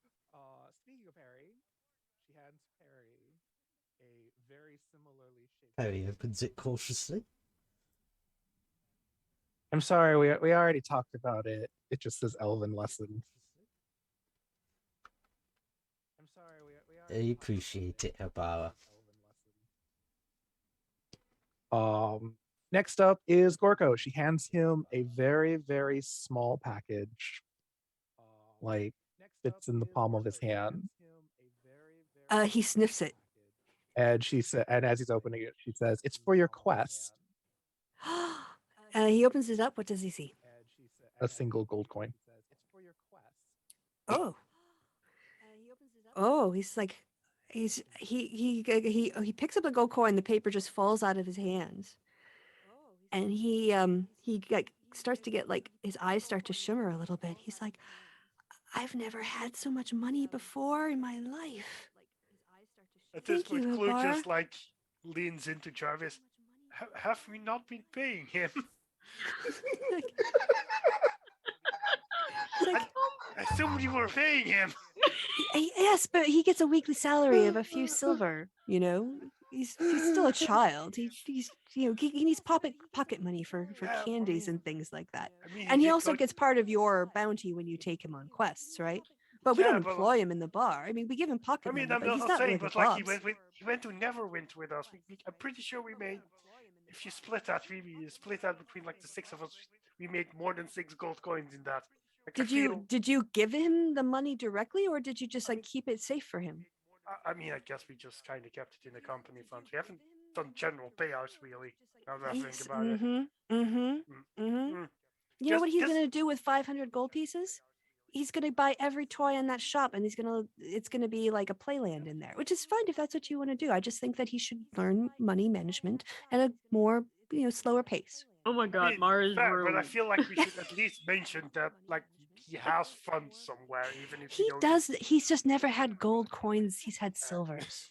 Okay, They've okay. totaled up to more than a gold. I don't want him, to get ripped off by somebody when he goes out on his own or spend too much on candy. Okay. Just, Wait, so you're the reason I don't have a fluffy playland in my room? How dare you, Jarvis? Fluffy playland! I And she mean, looks at Gorko. We will have it happen! Fluffy playland! Yeah. Josh's like, if it's upstairs, that's fine. I just don't want us to be sued because someone slips on a toy carriage. Mara goes, I make no promises. All right. Is there any? Oh yeah, Javi still. I think. Oh no, we got more than that. Oh, okay. She takes out of rather about foot-ish high package, walks up behind the bar Mm-hmm. and unwraps it and puts it on the shelf there. And it's a bowl made up of woven vines together, filled with dirt, and sticking out of the dirt is a little piece of wood with Lift's name on it. As she says, "This is for you. It's some of your grave dirt." As she says, "This is for you." Oh, okay. So he kind of goes over to it, and with his poltergeist hands, he sort of like rubs it through there, and he goes over to the magical communication thing that you built, and he says, I feel the peace at nature. Thank you, Hibara." I'm glad you like it. So yeah, sorry. He feels like when he kind of touches the dirt, it's like a resting, calming place for him. He feels like a connection with that because it's connection to him. Mhm. She hands the Bobs, who I imagine are They're there chilling too. behind the bar. Oh, actually, everyone's pretty much outside now, except for Liv, who can't really leave the premises. But the Bobs are kind of off. They've off the clock and they're drinking beer at this point. She hands them a package that is very similar in shape and size to Perry and Blue's. All right, they open it. What do they see? A little piece of paper that says "day off coupon." Cash, and it says, "Cash this in for Hibara to do all your work." They look at each other and get a big smile, and they give each other a high five. They give you a high five. And they walk right over to Jarvis, and they're like, "We want this for tomorrow." don't think Hibara actually has the authority to do that, but it's Simril, baby! And then they're like, "Yeah, we're gonna drink all night. We're gonna party till the morning." Like, next round's on us. And then Jarvis is like, "It's complimentary beer at this point in the night." He's like, "Yeah." So yeah, The they're next gonna 4 rounds are on us. Yes. Drink till they're empty. Yeah, they're gonna go party. They're gonna tie one on. They're like, "Thank you, Hibara." Don't mention it. Mhm. She then takes out the final package and walks over to Baracus and Okay. hands him it. It's about the size It's about the size of a box of cookies. Okay. Paracas opens it. Immediately, the room is filled with deafening screams. Paracas opens it. The courtyard. What? Yeah. God damn it! Did you get a mandrake? Why did you fucking get a mandrake? Nope. It's just constantly screaming, Kill it! Kill it with screaming and knives! screaming and Ah! screaming. Kill it with 'cause- knives! And Hibara Paracas says, closes the box again and says, "What? What is this?" "Oh, that's Zenobia. It's the shrieker fungus I got before." Do you want to open the box again, Baracus? Paracas will keep it closed. Gently, thank you, and know what to do with it later. Thank you for keeping that closed, because if you opened it, I'd have to kill you and the thing. Means Zenobia. Thank you for keeping that closed, because if you opened it, I'd have to kill you and the thing. All right. I'll also say it's canon that Madame Cookery and Monsieur Cookery were there earlier in the evening, but they'd left to go to a different party. But yeah, you finally got to meet Mr. Cookery tonight. They got back together. Yay! And they called Mr. Cookery called everybody what does he what's the word pissants. Yes. So the lore behind that, Javi, it's a little bit of like a campaign thing. I did a one shot with R&D, and I took this character who was like a halfling cook who would do like magical pastries as her magic, and her name was Madame Cookery. And then she got brought into this campaign as the head chef of this company. But then in a different one shot, R&D played Monsieur Cookery. Yeah. And I didn't like told me he decided to do that. And then there's this whole backstory about like how they had been together and they split up, and then she died on my one shot, and he was going to get her back to like resurrect her and try to work it out.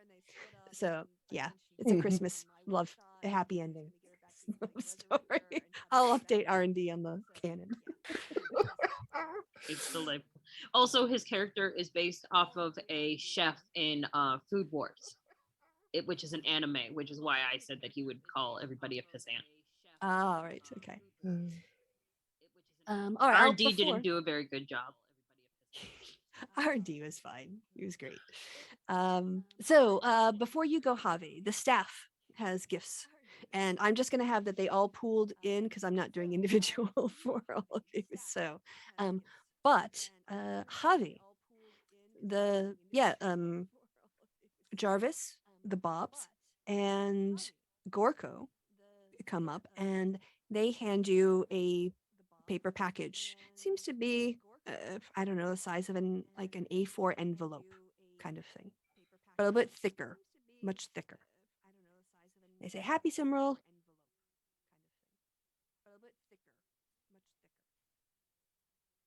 You're muted, by the way. Okay. Let's open them. Yeah. When you open it up, inside there is a tunic that looks like it would actually fit you. But well, the Bob comes up and says, "Oh, if you open it up, you'll see." And if you do kind of like lift it up and shake it out, because it also goes quite long for a tunic, like you can tuck it in or wear it out. It's just not going to pull up on you.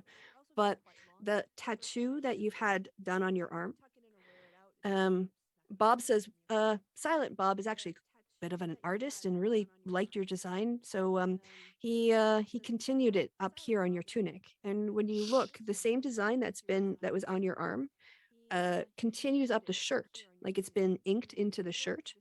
And it goes all the way along the collar, so it looks like it goes all the way across your shoulders and down to the other sleeve. Nice. I hope you like it.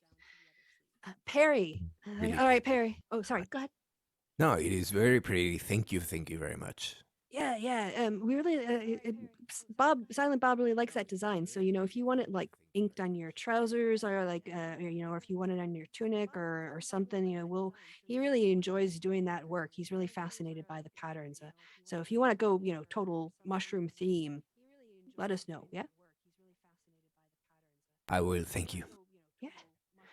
Perry, they're like, Perry, you have to come over here because we can't really, it's too heavy to carry. And they show you over toward the staircase, and they take you upstairs actually to your room. And in front of your door, there is now a clothing mannequin. What's the one that, like, when you do patterns and stuff, a figure that you Dressmaker's mannequin. Yes, a dressmaker's mannequin, but it is in your size. Yeah. So they've kind of like made it to your proportions so you can create your outfits on an actual mannequin.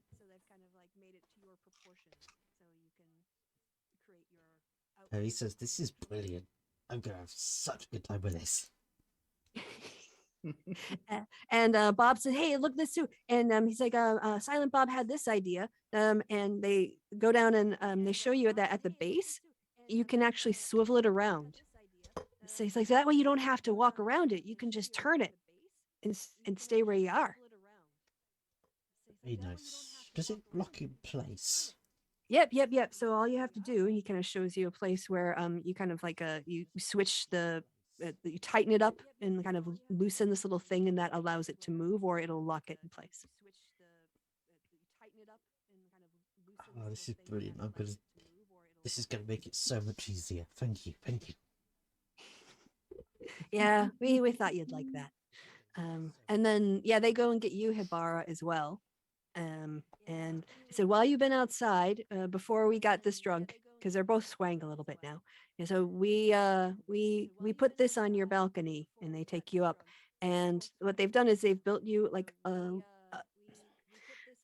person size little greenhouse slash, what do they call them, like plantariums. It's like a self-contained thing, where you can basically grow plants in there, and it's like a bit of a little greenhouse.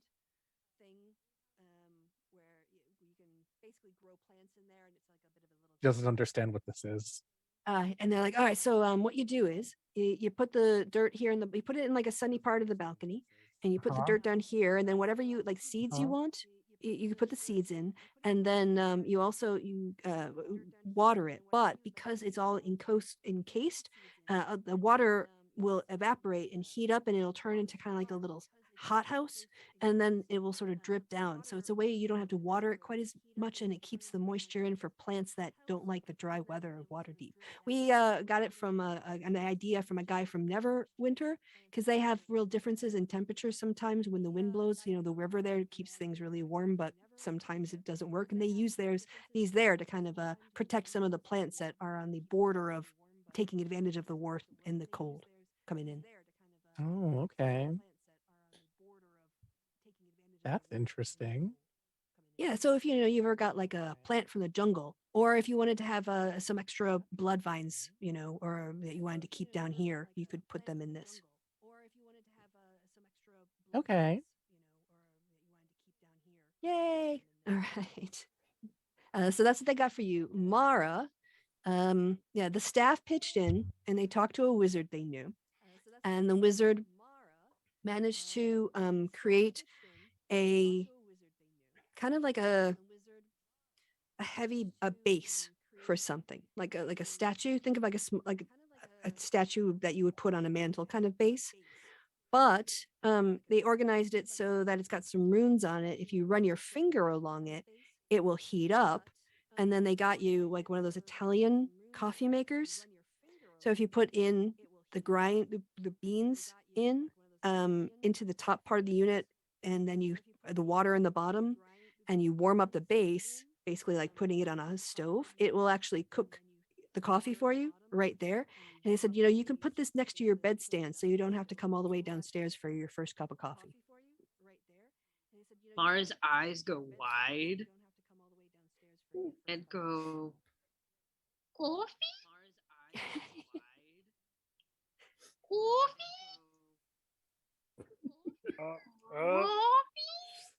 Like Something burnt out in her head again.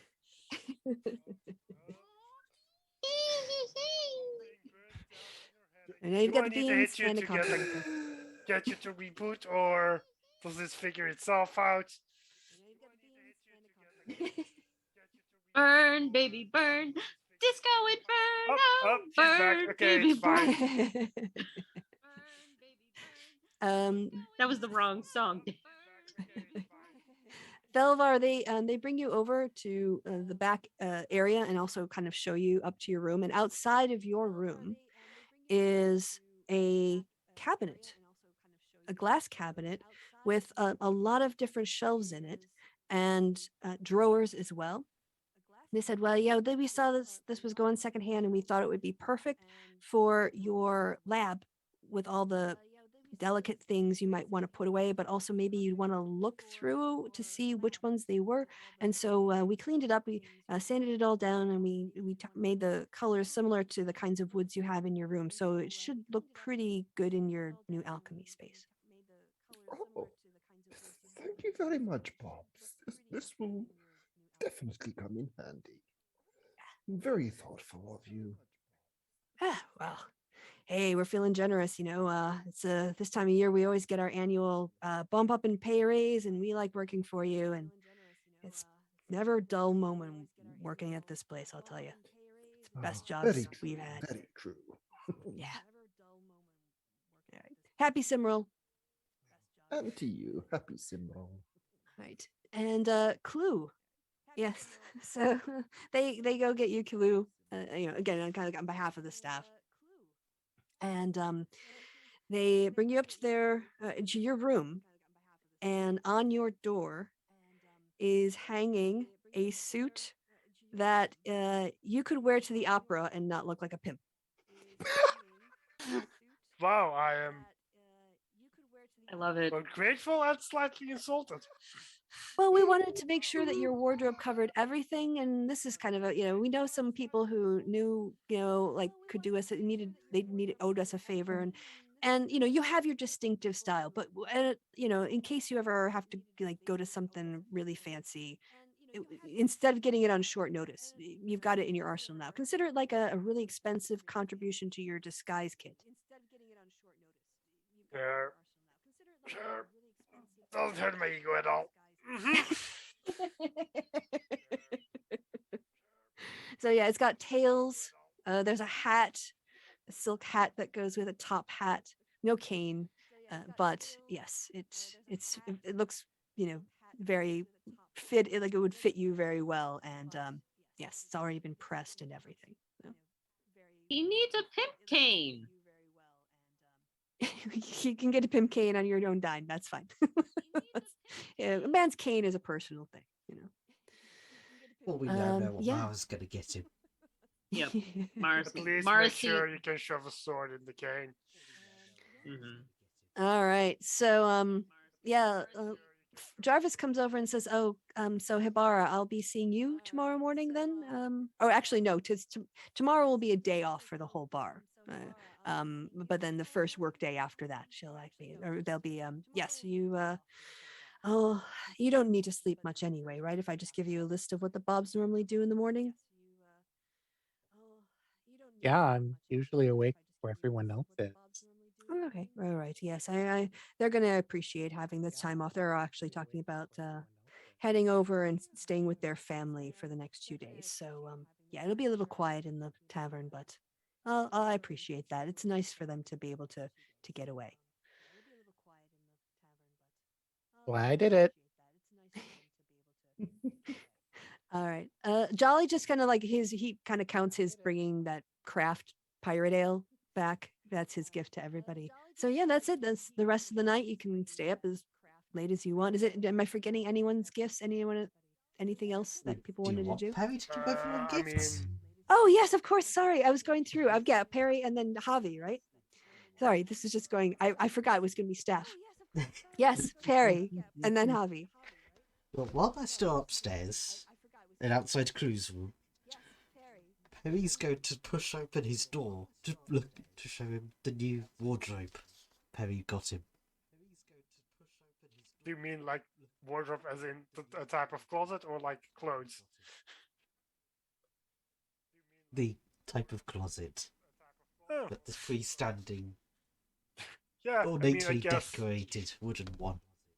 I mean, I guess it's especially with new suit I got better than the pile I was using before. That, and it helps you, just makes you look a little bit better. Pile's kind of unseemly. I mean, I've survived with a pile for a long while, but get closets work.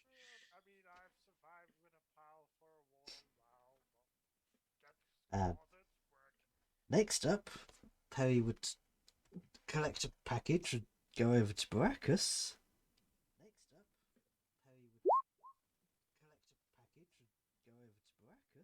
Well, what is this fairy? Thank you very much. Baracus opens up the package. And inside is a set of planters with mushroom decorations. Oh, this is really nice. Thank you so much, Perry.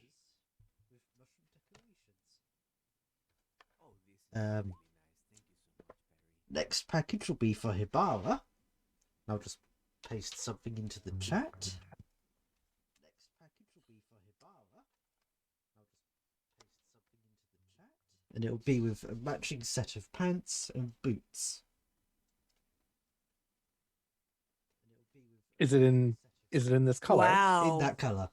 Wow. Okay. I want. Is Damn. it in this color? Let's see. Oh my god. Oh, let me just Yeah, open it. right? That is nice. I wouldn't be able to rock it, but mama like. Mm. Got a friend who makes this kind of stuff, actually. Of course you do. Like in real life. It's artwork. He looks at it and goes, "What's it for?" Well, say we have one of those social occasions, a party, or meeting some of the lords and ladies, and you don't want to look like you've just come in from the wild, or rather, they expect you to not look like you've just come in from the wild. She just stares at you. It's just meant to look really, really nice. Oh. Okay. So I should. So you don't want me to wear this right now? That's up to you. Okay. So where am I going to put it? And she goes off carrying it. Okay. Perry collects the next Although parcel. she did leave the boots by you. She did not take them. Just taking the dress. Dress in the pants. Oh no, she left the pants too. Okay. The next package will be for Felvar. Galvar opens it. And inside is a little bow tie for the Owlicious, a silver beard comb in a decorated box, and some scented beard wax. Very Nice. much, Betty. Very generous of you. We'll go Gorko next, and it'll be a decorative quiver. He like puts it on right away and he like pretends to pull arrows out and fire them. Pew! Pew! Pew! And then Perry picks up another package and approaches Mara. Yes. And inside the package is Avril Lavigne's Hello Kitty outfit, if you've seen that. Oh my god.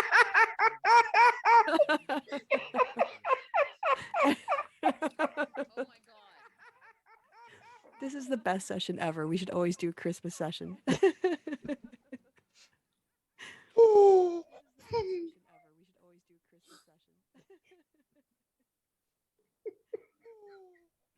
Is Kelsey stunned into silence? I'm not. I'm trying to find the photo. Oh, okay, Oh, okay. sorry. No, don't worry about it because I have an image. Oh my god. It's from the music video, right? So it's Yes. the poofy skirt with like the cupcakes on it, but the skirt is like super high. So basically, the fact that Mara just squats, her ass, the bottom of her ass will be hanging out. Oh my god. I love it. Um, it's totally Mara's style. Oh my god. Avril Lavigne is Mara's style, which is sad. Mara is like a mix of Avril Lavigne and Shakira. That sums it up. Yeah, Yeah. yeah, it's perfect. Mhm. And then Mara sees the skirt and goes, "Cupcakes! Yay! And then recognizes the skirt. It goes, "Why'd you have to go make things so complicated? I see the way you're acting like you're somebody else. Gets me frustrated." You're welcome. That was everyone, right? no, he's got a couple more. Oh, okay. Wow. He's got a modest portrait of Liv for Liv. Cliff loves that. Yeah, he puts it actually on like the top, like where the really good booze goes. He like makes room, and then he puts himself like right in the center between like the best vodka and the best brandy, because those are the most popular. So he'll get to see himself the most often. Or not whiskey, I should say, not brandy. That's Wisconsin and me coming out. And then for Fred, he's got an expensive hand-painted set of playing cards. Oh, he gives you a friend hugs you, and just this is signs to you. These are beautiful. I don't even want to play with them. I'm just going to keep them for myself and treat them as my special pack. And then for the rest of the staff, he couldn't come up with good ideas, so got them all a variety of cushions. Oh, yeah, they'll take that. Yeah, they're very pleased with those. Like, this is going to go in our room. That's not even for like work hours. Very happy. All right. And that was everyone, right? That was everyone. Okay. Those are lovely gifts. Javi, I don't know if what would Baracus have done for this? Well, Baracus doesn't know anybody in this crowd. Kind of new to the table. Sure. Baracus gathers everybody and come meet me at the dining table, both staff and everyone, and sits everyone down. Thank you so much for having me here. So I've prepared something I know how to do, and I hope it pleases everybody. And he goes quickly to the kitchen. He says, "Hold on a second," and gets. Everybody sees that the tables are already set and like ready for dinner, and he takes out a delicious rice risotto, a big pot of rice risotto for everybody, and it's made of a mix of trumpet of the dead and boletus edile, and it smells really nice. Like instructed the mushrooms to grow especially fresh and savory and flavorful, and everybody eats and everybody's happy. Actually, before Clue eats, he's gonna just quickly ask Baracus if these have drugs in them, just to make sure. No. These mushrooms can also be for food, and this is right the case. However, if you want to go and see some inner perception doors opened, just let me know, and winks. I mean, I got 8 insight, so I assume Clue is pretty sure he's telling the truth. For he starts eating that mushroom risotto. Yeah. Mara just kind of looks at it and is like, "I don't think I'm quite ready to see Granddad." No, it's not with drugs. It's just food. It's like the freshest, best mushrooms ever. Have you ever tried, like, people in real life, like out of character now, but have you tried Trumpet of the Dead? I don't eat No. mushrooms. Nope. Sadly, They're really my good. experience They're with really mushrooms good. was awful, so I don't eat mushrooms. Yeah. Much too many of us mean- are missing out, apparently.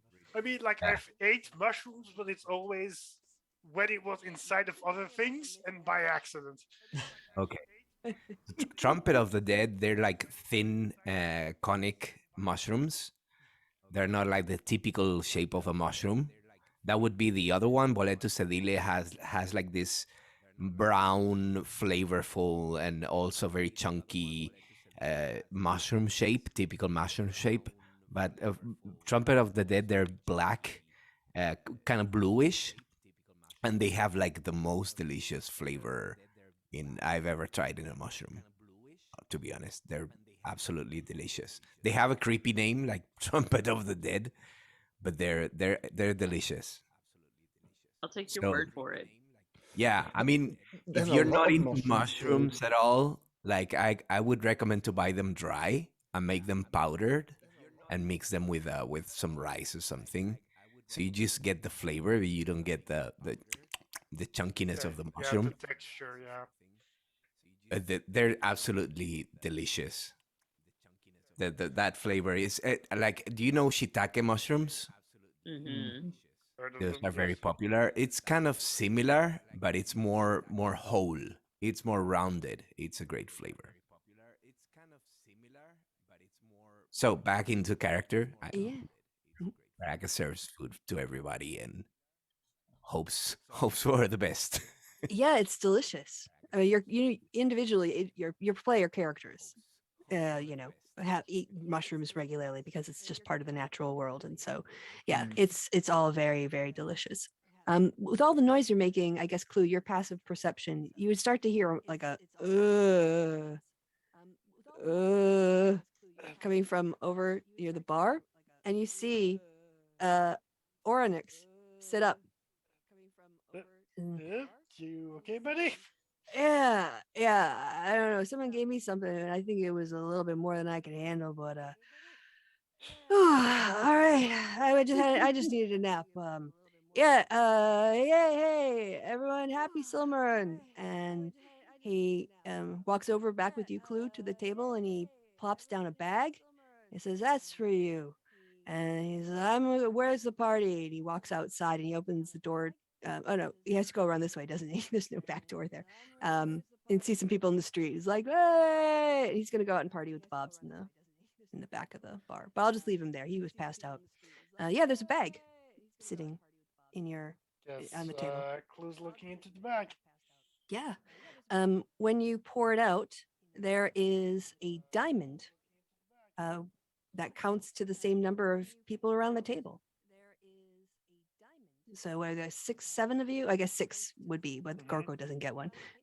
He's not a player character. Yeah, there are 6 diamonds sat in the middle of the table. Okay.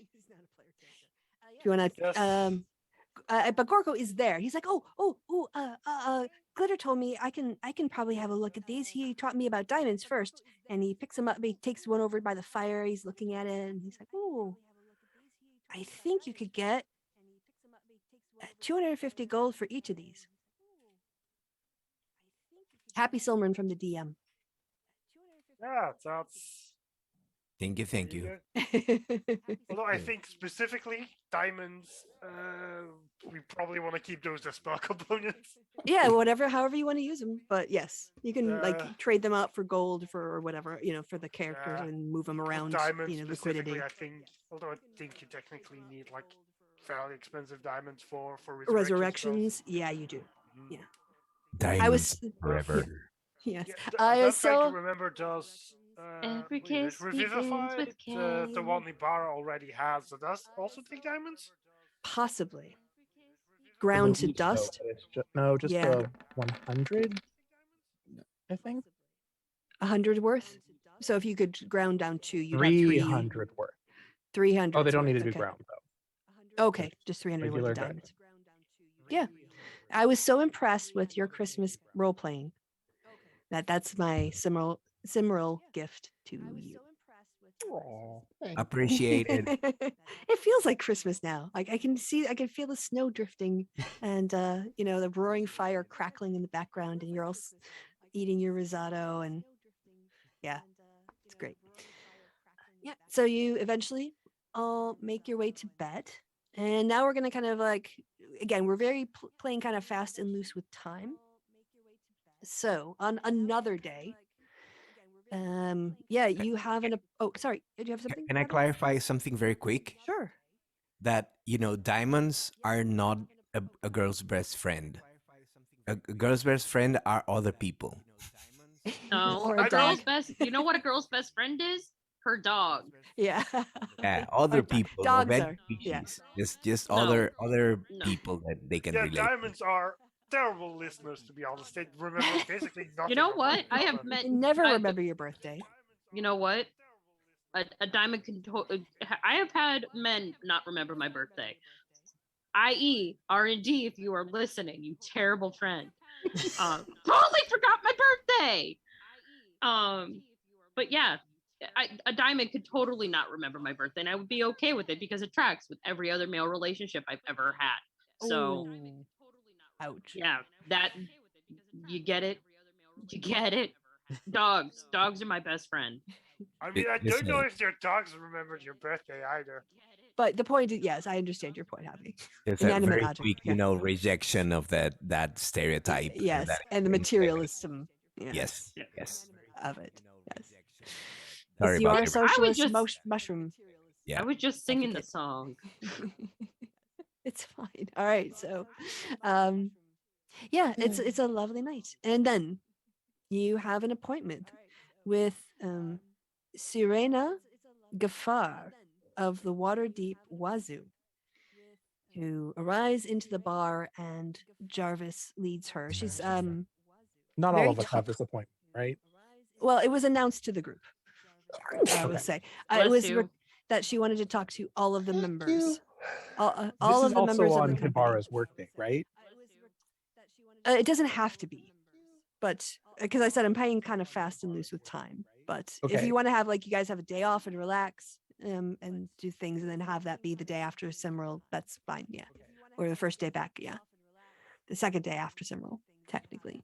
And it's during the middle of the day. It's in the morning. It's pretty early. Well, I'm like just 10. asking because I want to know if Hibara is not there or if she's in the background for this meeting, like cleaning and mending shit. Well, she would have been up pretty early to get the stuff ready for like Madame Cookery, and they left the bar in a pretty good. Oh, actually, there's a little bit of Simral partying you had to clean up, but by 10 o'clock, most of it would be like getting done. Like the breakfast rush would have come through already, and you already brought her good berries. So Madame Cookery would be like, you know, ending her morning shift as well. So she would be around, but not necessarily like stuck in the back, doing dishes or, changing the water or I feeding have the to ooze. remind you that everything, all of their duties are being taken care of with magic today. Okay, okay. What about Just the straight ooze up feeding? cleaning up something, Yeah. prestidigitation. There. It's clean. Oh no, I have to mop the floor. Okay, create water. Oh no, the floor's wet. Destroy water. Just Yeah, cheating on a massive scale. it's the magician's apprentice, but it doesn't get out of control. Pretty much. Yeah, you can like start a fire and the Jacques and Gilles come out, wash it, hose it down. So, and feeding the ooze, would you want to do that by hand though? We have that hole we just dump shit in, right? Yeah, but it has Yeah. to be taken downstairs still. So, Oh, does it? I thought it's rigged so No. that you open the flap at the top and that Yeah. pulls the flap at the bottom down open as well. oh, I Yeah. didn't realize there was you guys created a second trap door. Yeah, that's why we put it where we put it. Oh, okay, all right, okay. So yeah, you could just use a trap door then to dump it down Okay. there. Okay. Yes. And This so is on her working day then. yes, it's on her room. Okay, good. She's just in the background cleaning shit with magic. Okay, in the conference room. Oh, is this happening in the conference room? It- I thought it was it- in the Well, I mean, I guess you thought it could was in have the it in the bar. main bar. Yeah, you can have it in the main bar. There's not that many people. It's not like state secrets or something. So I don't really have a thing for her because this is just theater of the mind. I don't have a token for her. I don't think you'll get in a fight with her, hopefully. So she comes in and she's Oh, just you wait. a human woman of Chult. So she's dark skinned. She also is like wearing a kind of a more of a Chult pattern color outfit as well. And yeah, she comes in and introduces herself as Serena Gafar, and that she is here to interview the members of the company of PN2C. Mara sees her and goes, Ducky, hello, how are you? And walks up to her in her beautiful new gown. Wow, that's quite a lot for 10 o'clock. Is it always so formal around Ye Old Haunt? No. It was a Christmas gift, of course. Um, I just wanted to be fancy. Well, it is very fancy. Thank He you. just walks down the stairs, just in his armor, looking kind of disheveled, completely forgetting that this was a thing that was about to happen. I would also like to say that Hibara is following her, like Pac-Man style, erasing the dirt from behind her as she walks. Yeah, the snow cover, with the water dripping from her shoe boots from the snow as she walks through. Yeah. I have to get the Bob's prestidigitation. All right. Yeah. So, where should we have this? We're interview. actually gonna be upstairs in our conference room. That way we don't disturb our patrons. Because heaven forbid you get some of the spice, and Mara puts like a finger to her lip. And then of course, instead of you getting the scoop, everybody in Waterdeep gets it. So if you would just follow me, we'll go upstairs. Sure. She's like, did that gargoyle just move? She Oh, points yes. at Lady Gondorfrey, who's Yes, that's Lady Gondofrey. That is a gift from my father. She was one of their party members and needed a place to stay. So we are currently hosting her for the time being. it's a very interesting establishment you have here. Yes, we kind of are a rest stop for all wayward beings, you could say. Mm. Yeah, so we'll go to the conference room. Yes, this way. Okay. Yeah, and you lead her up there and she takes a seat at the table. You need to find Alright. someone to stand in for her.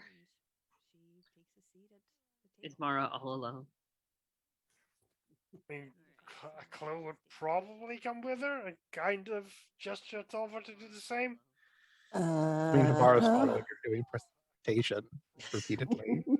So Habara is behind us doing presidenticity. I can't say this word. Prestidigitation. Thank you. Yep. Yes. All right, the Efficiency closest. cleaning Okay. spell. Right, Yep. I'll say she's there. Today, Vajra is going to double as our reporter, Sirena. Right. Okay. Yes. Anyone else coming along? Perry's going to be there, but he's also going to be playing with a deck of cards of his own rather than. So just kind of sitting there shuffling cards, looking all menacing. Well, not looking I menacing. mean, as menacing as Perry can get. Yeah, she did request to speak to all of the members of the party, like the company. Baraka. You're invited to this too. Yeah, I was Okay. getting, like, I've been I with you don't know how guys. much- I'm supposed to go or not. I was Yeah. I understand. He's Okay, not gonna badass. have too much information on the situation, but he's a valued member of the team. When she sits down, Hibara says, "Can I get you something to drink?" Oh, herbal tea would be lovely. When she sits down, Hibara says, "Okay." Thank you. She leaves. Should really get into this of our Stelvar Oh, there? I will spoil this. She has Yep. no fucking idea where this herbal tea is. So yeah, let's see what happens. You can ask Sibir. Well, she can do what she wants. It's Havara. Yeah. Okay, so is everyone there? Uh-huh. Yep. Okay, there so we go. Mara, move yourself. So I'm not going to do the whole interview because that would take too long. But I do at least want to like interact with each of you during the role play for this. She's like, so yes, first, I've read about all of you, and well, not you. You I don't recognize. And she looks at you, Baracus. Well, my name is Baracas Hope, and I'm new to this team. We just fought together in just one occasion, and I'm glad to join this noble uh, lot of people. Oh, He thinks chaotic in his head, but it's not. It doesn't come out because he's in front of the press. So, you know, It's like, oh well, let me do a write up. This is a scoop. Your company is expanding. It's very interesting. Would you mind if we did like a little pull out, sort of sidebar on you, Baracus, and kind of did a profile of you as the newest member of the company? there's actually not much to tell about me. Just I like to keep my life private, so I appreciate discretion. Just say I'm there. That's all. Thank you. All right. Oh, can we get in um a an artist to do a little picture of you? A little profile in the paper as well. Picture to go with the Description name. tops. I like a low profile. Description tops. Okay. All right. She makes some notes. All right. So, you've all caused quite a stir in the last week. I'm just, yeah, we want to get the scoop. I might go around and ask each of you if that's okay.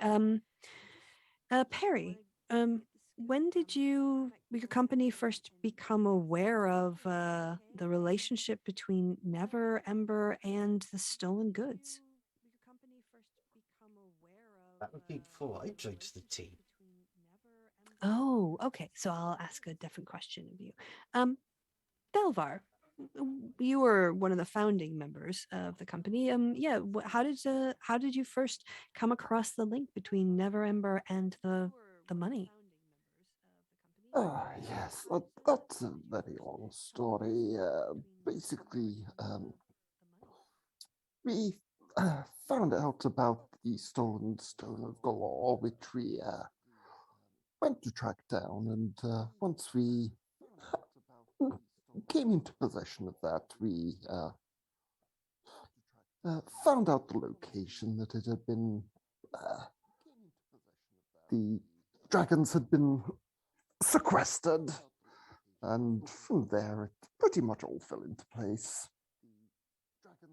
Right, right. She's writing down notes as you're speaking.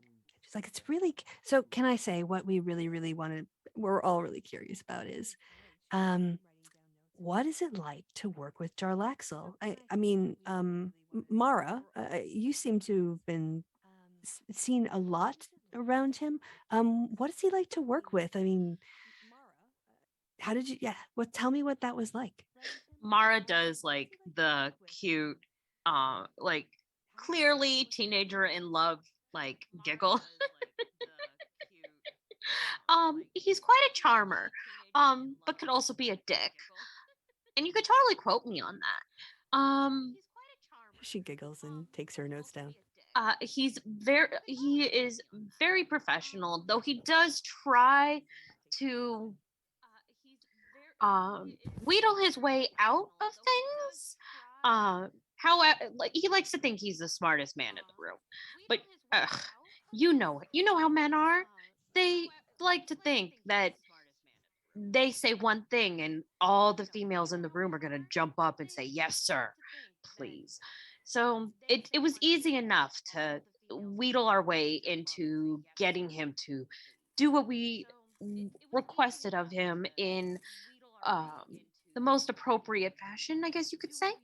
So does that Um, mean you have concerns about his judgment and the idea of Luskin joining the Lord's Alliance? I mean, if he's oh, so untrustworthy. oh heavens, no!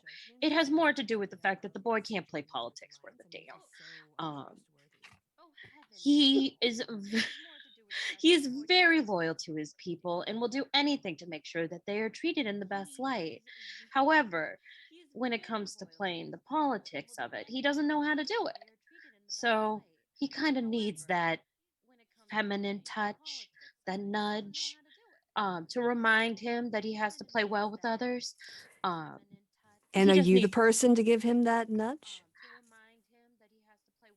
Mara just kind of rolls her eyes and gives a saucy smile. I can't say yes or no. Um, I am sometimes in the room when it happens, and sometimes I'm not. It is all now in the hands of the Lord's Alliance, and the is it the Masked Lords?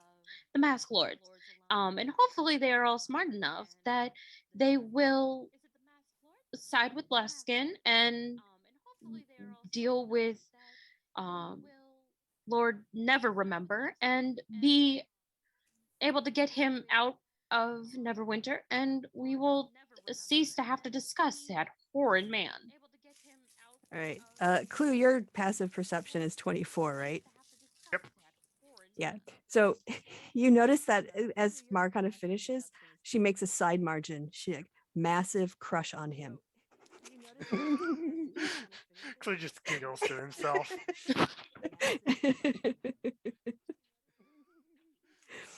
And then a smiley face. All right. He puts a smiley face? Next to the massive crush on him. Oh, Lord. All right. So she composes herself. She's just like, she gets a little bit of a smile, but she manages to get, look professional again. And so Perry, you were there during the battles for the recovery of the dragons, though, right? Yes. Yes, because you were seen, in coming out of, or being in that area. Are you at all worried about Neverember coming after you?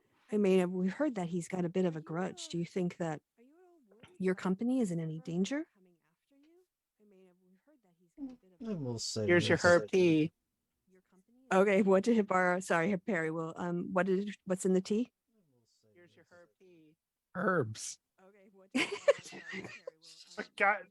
Does it Did smell you like a just shove soup? leaves in hot water and think that was tea? Hibara puts down a teapot and a glass. As she said, here's your herbs tea. Yeah, she'll pour it out of the teapot, and you guys just see it like herbs. plop.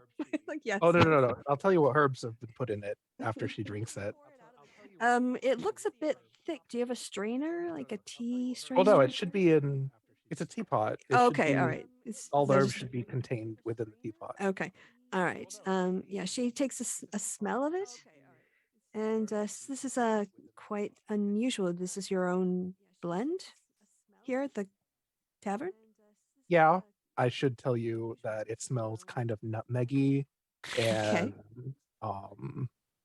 That's not so bad. also kind of spicy. Oh, Like all right, spicy all right. nutmeg is what it kind of should smell like. Okay, yeah. Okay, so she takes a sip. What does she? It tastes kind of like spicy nutmeg. What is it?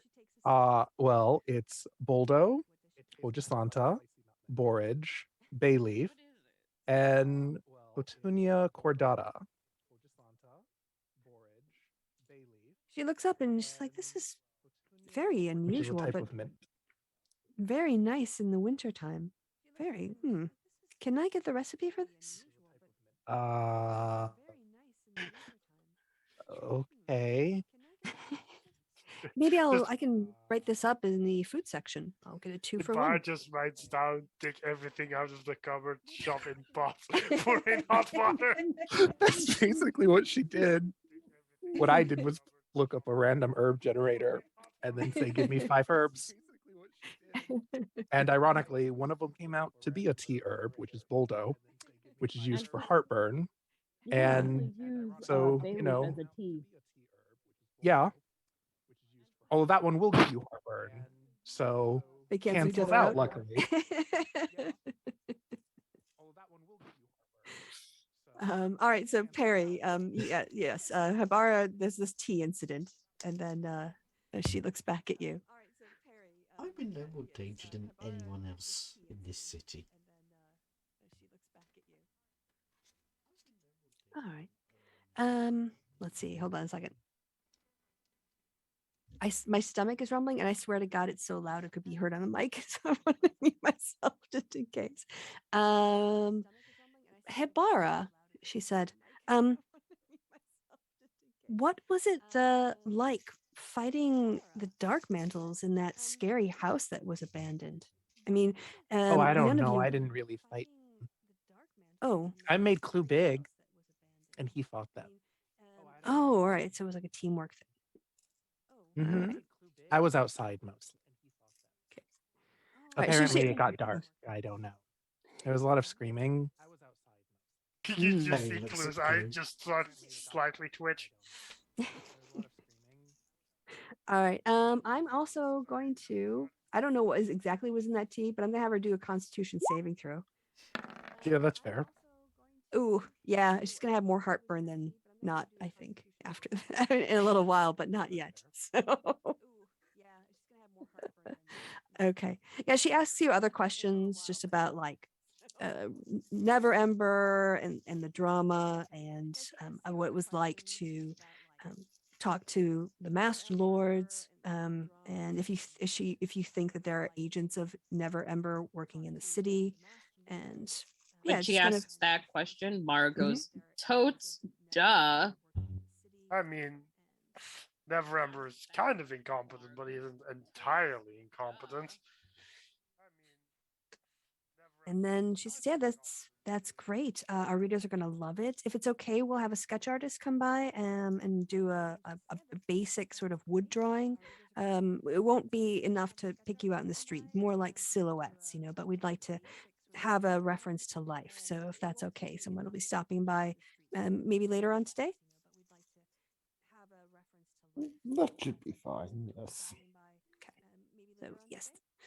Yes, and then she leaves. Later in the day, somebody does come by and they do, it's more like one of those, a silhouette of all of you, stood together. So it's mostly like your heads and shoulders arranged in an artistic way so that everyone stands out a little bit. You don't even have to really be there. Like they can just come, to stand together. They just want to get some specs. Also, before I leave this, is there anything else anyone wants to say about this before I move on? Can you think All of right. anything? Okay, silence is in this case consent. And so, is it okay if instead of role playing so you'll get the celestial blood from Davil, and you can take it back to the spa and fix it all. So fake Jarlaxle and the other employees and Glitter all go back. Glitter is especially thankful. He does pay as he promised. I think he promised you 500 in GP and gems. Yep.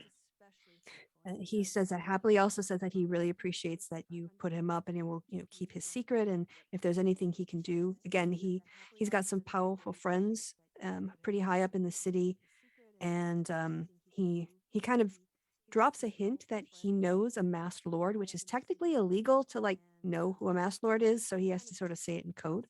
Kind of gives a hint that if you need, someone on the council, he can maybe help you get contacts, in that way too.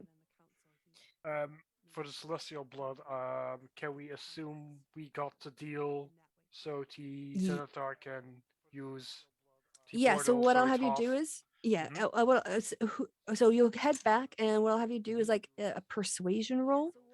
If Mhm. you want to think about ways to get advantage on that when you talk to. Well, actually, Mhm.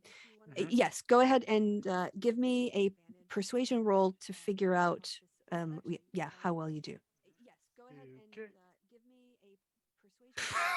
Damn. Smooth. I mean, that's like half All the right. price. Like whatever in the kitchen and a date later that evening. So when she is released from her curse, and by the way, Baraka she's very happy to see you again, Mhm.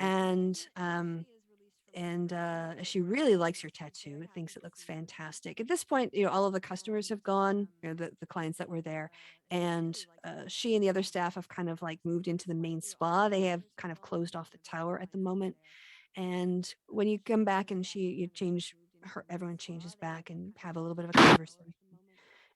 You're talking to her about like what's going to happen next with the spa, and you're starting to warm her up, right? She just says, "I don't think I can stay here. I think I think I need to at least some time away, and I'd really like to find somebody who could make sure that something happens to this place, and kind of looks after it. But Baracus, is it all right if I just give you all the keys to the spa, and you can just keep it in check, and if I change my mind, if I don't change my mind in 5 years, you can just have it. Sure thing.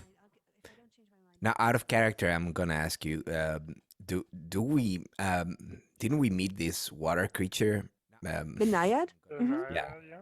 although she maybe comes the and naiad goes. can keep the maybe the naiad can keep the spa. Well, I she mean, also. Oh, yeah. the- You want to explain? yeah. The thing is, Naiad is like tied to like the pool, so she can't really run a spa all that much because she's Yeah. just a magical creature going, to the Feywild constantly. So there's another plane called the Feywild that's very magical, both in good and bad and dark ways. And she's actually a fey creature, but at times the the division between the world gets thin, and you can pass in and out between them. And so she's got a connection to this particular pool because if it's connection to the Feywild, but she spends most of her time in the Feywild, where time is different than it is in this world. Also, So kind of relevant, Simril or sauces in general are moments that the layer to the Feywilds is significantly thinner. So oh, I more didn't know that. Yeah, it's Yeah. also one of the reasons the Feywilds has an eclipse. Uh, Mm. is because that's also a thing that during eclipses the layer is also thinner. So both solstices and eclipses have the sort of common feature of Feywilds are easier to cross over in, often by accident. So, how Yes. about the rest of the employees of the spa, though? Well, this is it. The employees that were left were basically the people that were enslaved by the hags to work for them because they had nowhere else to go, and the others were scarecrows. I And was about to say I thought most of the employees were Yeah, scarecrows. yeah, scarecrows or gargoyles or yeah, you finished all of them off. One ran away, who was taking care of the guests. So no employees are staying in the spa for No. real. No, this place is empty now, it's basically. it's Time to empty and shut it kind of down. Yeah, fucked up. it's time to Question. shut it down and maybe in the future make it into a co-op. You can do what you want with it. I mean, I'd we immediately probably need to. suggest restoring the shrine. I mean, yeah, it's also like it's a religious shrine, so like I don't know if we need to keep the spa, but the actual shrine should be fixed up. Yeah, you can talk to Mhm. people in Waterdeep about that. You can contact the mean- local Sune chapter. And Also- maybe these could make like really nice headquarters. Yeah. Could the Yeah. door that we got to there through, could that be moved to somewhere like closer to the haunt? I think that mechanically it's not that far of a ride to the other side of town. So Yeah, it's very powerful magic, and it's like I said, it's not a circle magic. This one, it's built into the door, into the frame, and so yeah, it was kind of Yeah. like. But it's not that hard to go across town to get to your safe house. So yeah, it's probably also not a bad idea that if we do decide to have a separate safe house, they're not right next to each other. yeah, I'll go to the map. Oops, I'll take you to the city map, and so you can have a sense of. I'll pick a. We can pick a place together actually if people have. I mean, it's in the seaward, so I would assume it's probably like a 15, maybe 20-minute ride over there. Yeah, well, here's the thing: is there's always I don't know. The Temple of Beauty is probably its own thing, but should we say like it's by the House of the Moon, one of these side streets over here? Yeah, that sounds pretty good. Okay, I'll put a dot there. How about on Rough Road? Well, I mean, a little circle. If It'll I remember be- correctly, I thought it was in here. Yeah, this little that's area?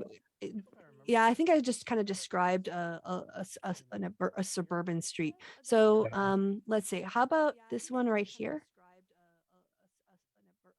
yep, sounds Yeah. good. Because that's got like a residential houses that I sort of described, and it's close enough to Delorean is a pretty heavily trafficked street. So yeah, that kind of matches the description that I gave off the cuff.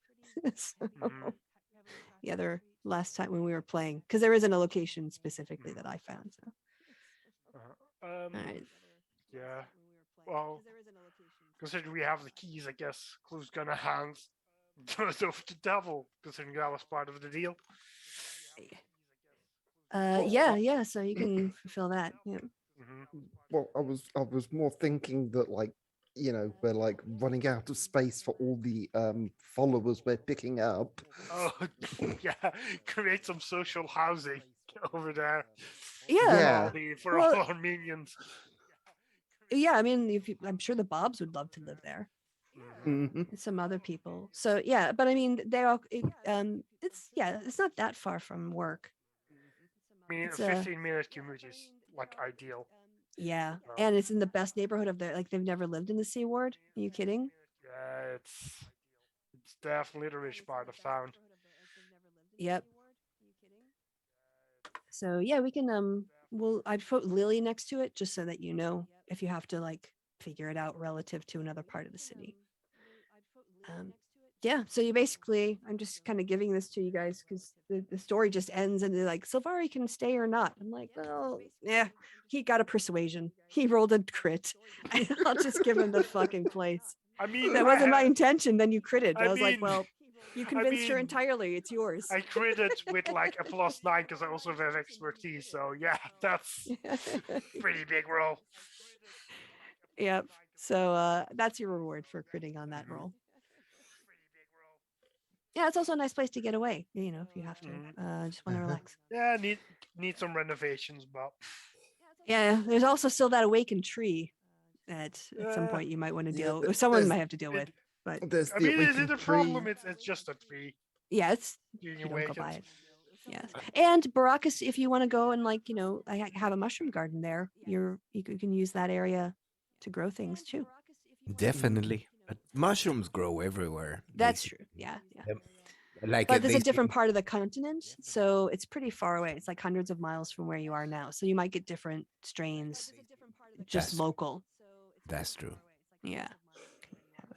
All right. And if we ever need, Congratulations. and if we ever need a greater restoration, there's always the pool. Yeah. It'll take you a while to get there, but if someone's like petrified, you just haul them Chuck 'em in. over there and throw them in the pool. Oh, I think it's only a lesser. Oh no, it's a greater, isn't it? Yeah. Mhm. Yeah. We could have used that in our session last night. Yeah, I'd love to Can see we them just have a- lugging a statue of a tiefling all Poor- through the city. All right, so this, I'll just do. I'm gonna indulge myself. And last night in our session, we were fighting a Medusa, and Sib's character went over and charged up to it and got rolled a 5 on the con save, and was instantly petrified. But also tiefling, like in the middle of battle, right? And we're in the sewers underground. It's not like we're out in the middle of the desert or something, right? So we're having this whole conversation about, well, what if we were to break? Can we just? Eldon R&D's like, oh, well, if he breaks or something, we can just patch him together. I've got the magic. I can do that. I'm like, okay, can we just break off his wings then and like fix him later? And we're having this whole conversation about like whether or not it's moral to break down Temerity, the character's name. And then one of the other characters, a big lizard character, is like, I'm just gonna take him and go. But because he wasn't asking for help, there's no advantage. He ended up doing like a strength save and then a dexterity save and like knocked off the left hand of Temerity. And so yeah, then poor Sib was just sat there as we were having this whole conversation about what to do with their petrified character. Poor Sib. It must be nice getting to play with R&D. Mm. Well, All right. he's actually a really good, helpful character, but we're constantly being mean to him. They do pick on him all the time. But he does have a really great gimmick, which is he says, I'm a creature of the night, and then he has a cape of billowing, and then he says, and my cape billows. And I was like, I am a creature of the night, cape billows. No, it's more of he doesn't want to play with me anymore. All right. I'm sure that's not the case, but back to the session. So yeah. All right. Y'all have a spa. And something else. Yes. Okay. So let's try to do this in character, but I'll understand if we have to meta it a little bit. Y'all need to make a decision about what we're gonna do next week. So, yeah, Jarvis calls you together and over dinner in the conference table, just the company members, and says, "So, what's our plan going forward?"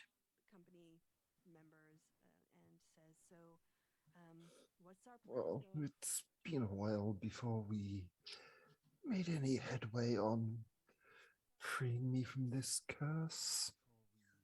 Oh yeah, that was a thing you we were wanna- doing. Hmm. Yeah, brief Baracus on what the status, what we would have to do to break the curse. We don't know that yet, do we? Yeah, no, we We know don't. we're looking for one of the nails. Well, the nails of the lady, which Yeah. we had a name for. Well, at least of an old names of the nails of the lady for most of you. Yeah, she was like a priestess of a pretty evil god worship that's banned in the city.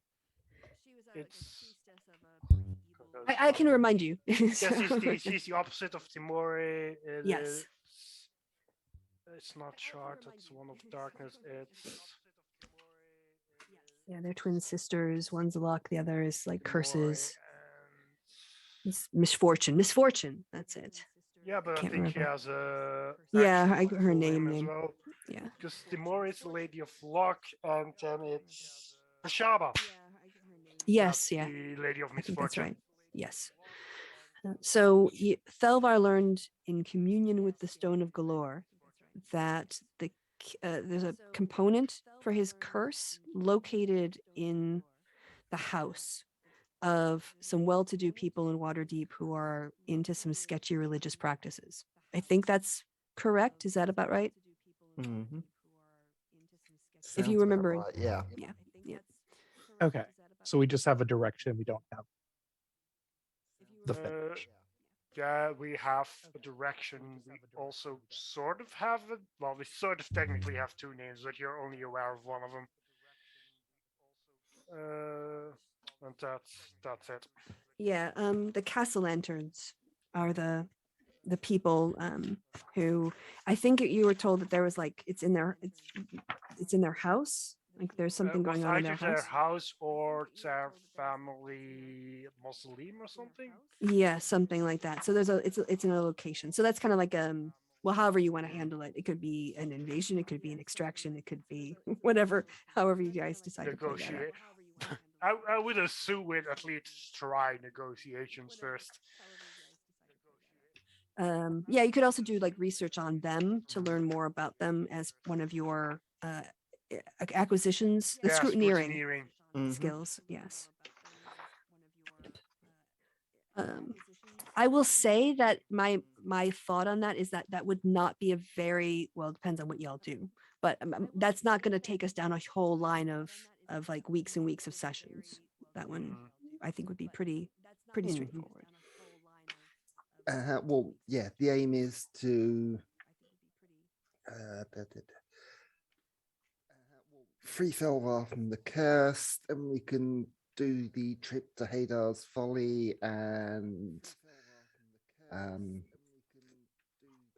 the will and Thalvar taking the throne at Hadar's Folly, and then can do the character switch. Because Yeah. basically the new character is currently the steward of Hadar's Folly. So with Thalvar taking his place there, he will assign his steward to his role at the Old Haunt in PN2C.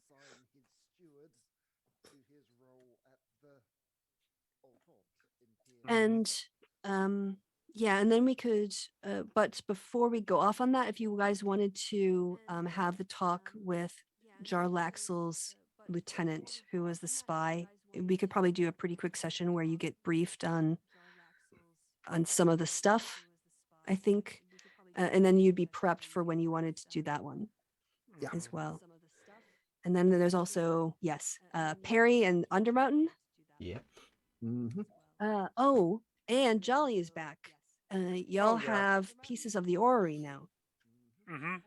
I mean, Taffy already had those because he just came back from the boat job, didn't he? Yes.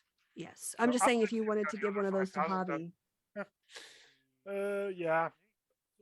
For the rest, I mean, there's also the Green Dragon, but that's not really urgent. Also, Curio is still actively being Yes. by a devil, Yeah. so I think we're going to have like a series of very quick sessions mhm. to kind of do some of this. So, like get, 2 or 3. get some side quests out of the way before the new main Yeah. quest starts. Yeah. So we can do like 2 or 3 sessions kind of things. And if we have a battle, it goes longer, but yeah, it should be okay. So, yes. Getting back, sorry, very quickly. Did you all want to ask Baracus to? Well, we could ask Baracus if he'd like to attune to one of the Ori pieces. I mean, we only have the one with the. Is it the Traveler? No, not the. Because we have the Road of Return on Clue, the Mhm. main body on Thelvar, I think, and I forgot what the third one we had was. Yeah, I think it's Traveler because it can do long strider at will. Yeah, but I think the entire thing is just called Traveler. Or is the Rotor of Return? No, Road of Return is No. what. No, is it Road of Return? Is Road of Return what Clue has? Yeah, I know you're saying about Longstrider. I'm looking for that particular phrase. Think So, yeah, for Road of Return. So it would be. yeah, so Javi, we are also kind of at the same time we were running this quest in Waterdeep. I also was parallel running with them another one. I say player handouts, art handouts, and they picked up this piece that is an orrery. In our world, an orrery would be something for the planets, but in this world, it's something for the planes. And they know it has to do with powerful magic, and its pieces seem to be scattered.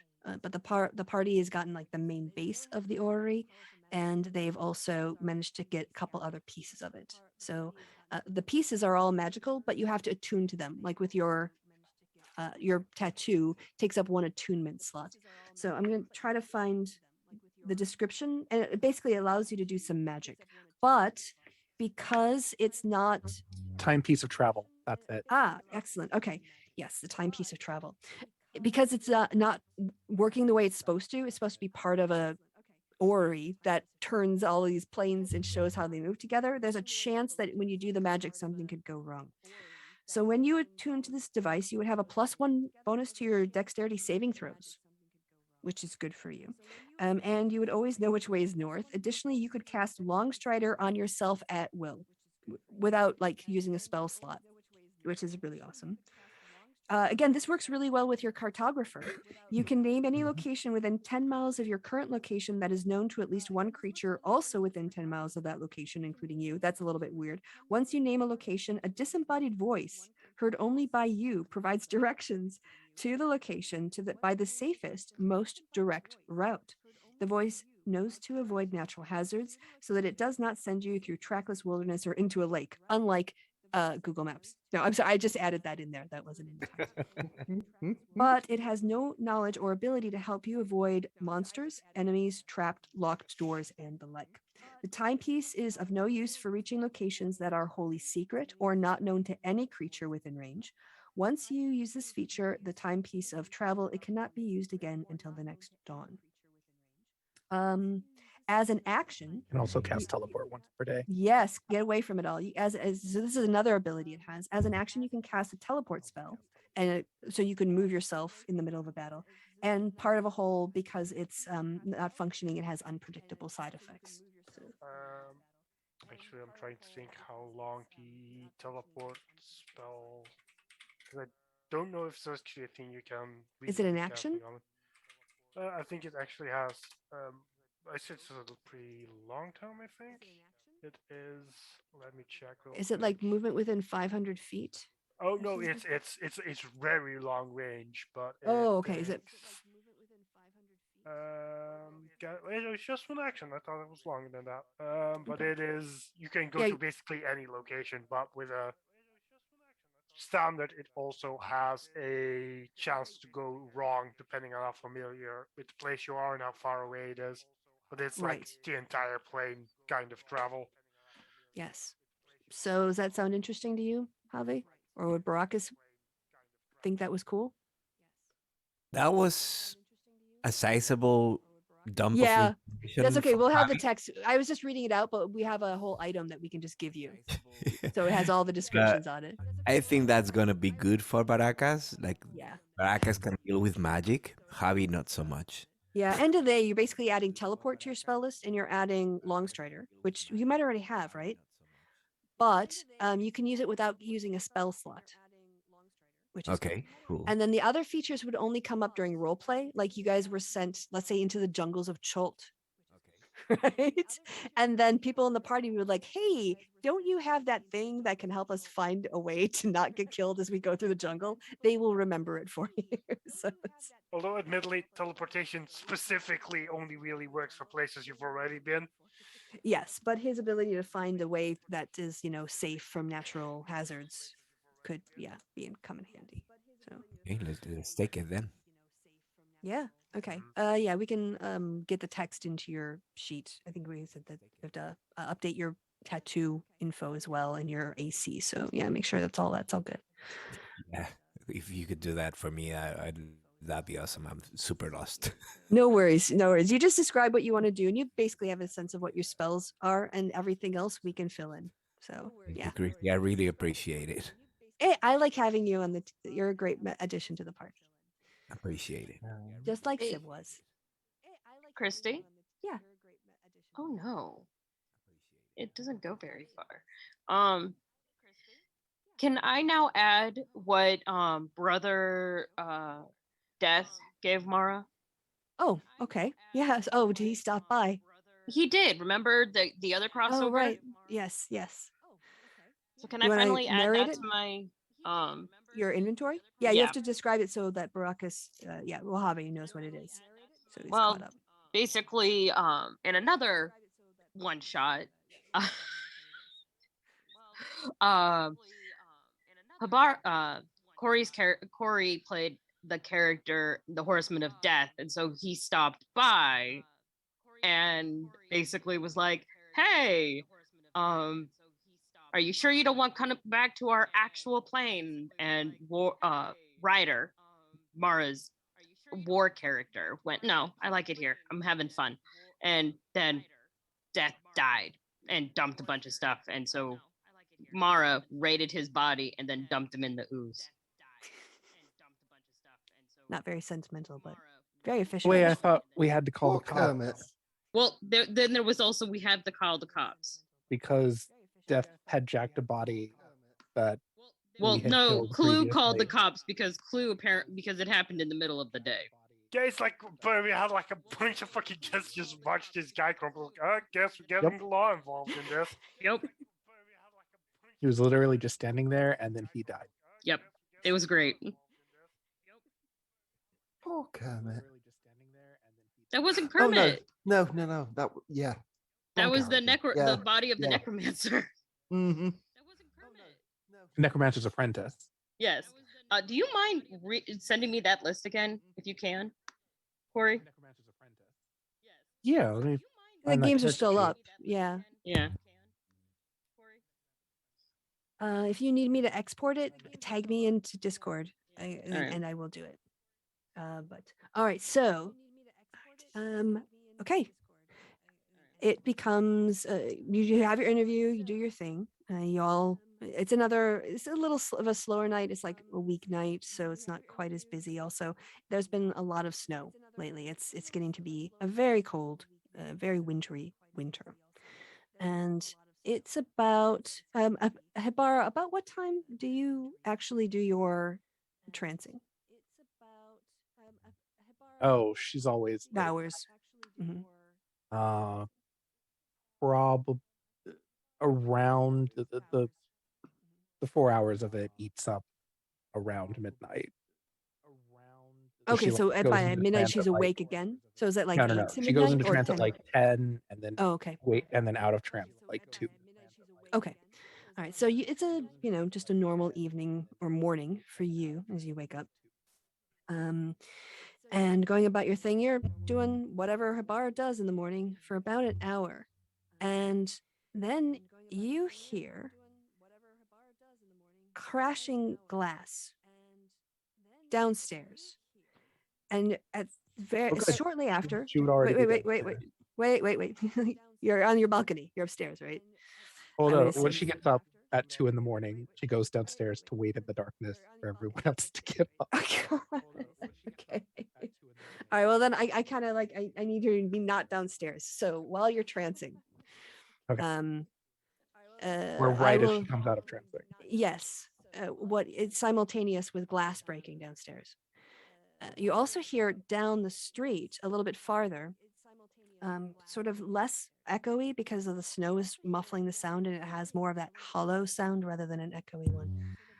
You hear a male voice saying, "Hey, you, what are you doing over there?"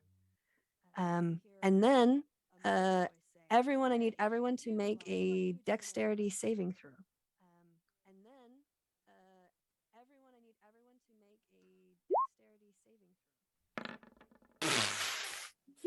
From a crit to a 1, baby! How the hell? Everyone's failing. Yeah, Baracus. Yeah. All right. Okay. Who was that? All right. There is a explosion that rocks the entire building. Hibara, you are actually knocked down. Mara, you're knocked out of bed. On the stairs. Hold on, let me finish. Go through. Oh, I was just asking if he can fall down the stairs. Oh, you want to fall down the stairs? Yeah, like if she's knocked down. I think you're gonna want to rethink that in just a second. Let me go finish this. Okay. Perry, you just get startled. Belvar, you are startled, and Have, yeah, you just basically sit up in bed, but you don't. I like sort of like shaken to the point where you're roll over and knocked out of bed. And you just hear, "Woo." All of you are awake. Everyone but Hibara can smell smoke. Hibara, you see fire and smell smoke because fireballs have just gone off in the ground level of Yield Haunt. And that is where we're going to leave it for tonight. I do want to have her fall down the stairs. Okay. Well, you're okay. Like, You're falling fall down the stairs, and then like, well, yeah, those are the only yeah. stairs Okay. outside. Yeah. And then like wave of fire, like right in front of her, out the window. Okay. Of the ground floor. Yes. Yeah. Like the windows that weren't already broken have kind of now blown out with Yeah. the explosion of the fireballs. I will tell you that have just been thrown into your establishment. Yes. All right. That's where we're going to leave it. That's quite a moment to bring it to an end. Yes, it's the EastEnders drums. No, we are not doing EastEnders. I absolutely hate that theme tune.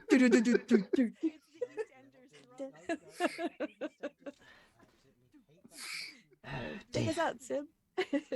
Right, well, on that explosive ending, it is Bombshell. good night from me and good night from the party. Say good night, party. Good night, Good night, party. party.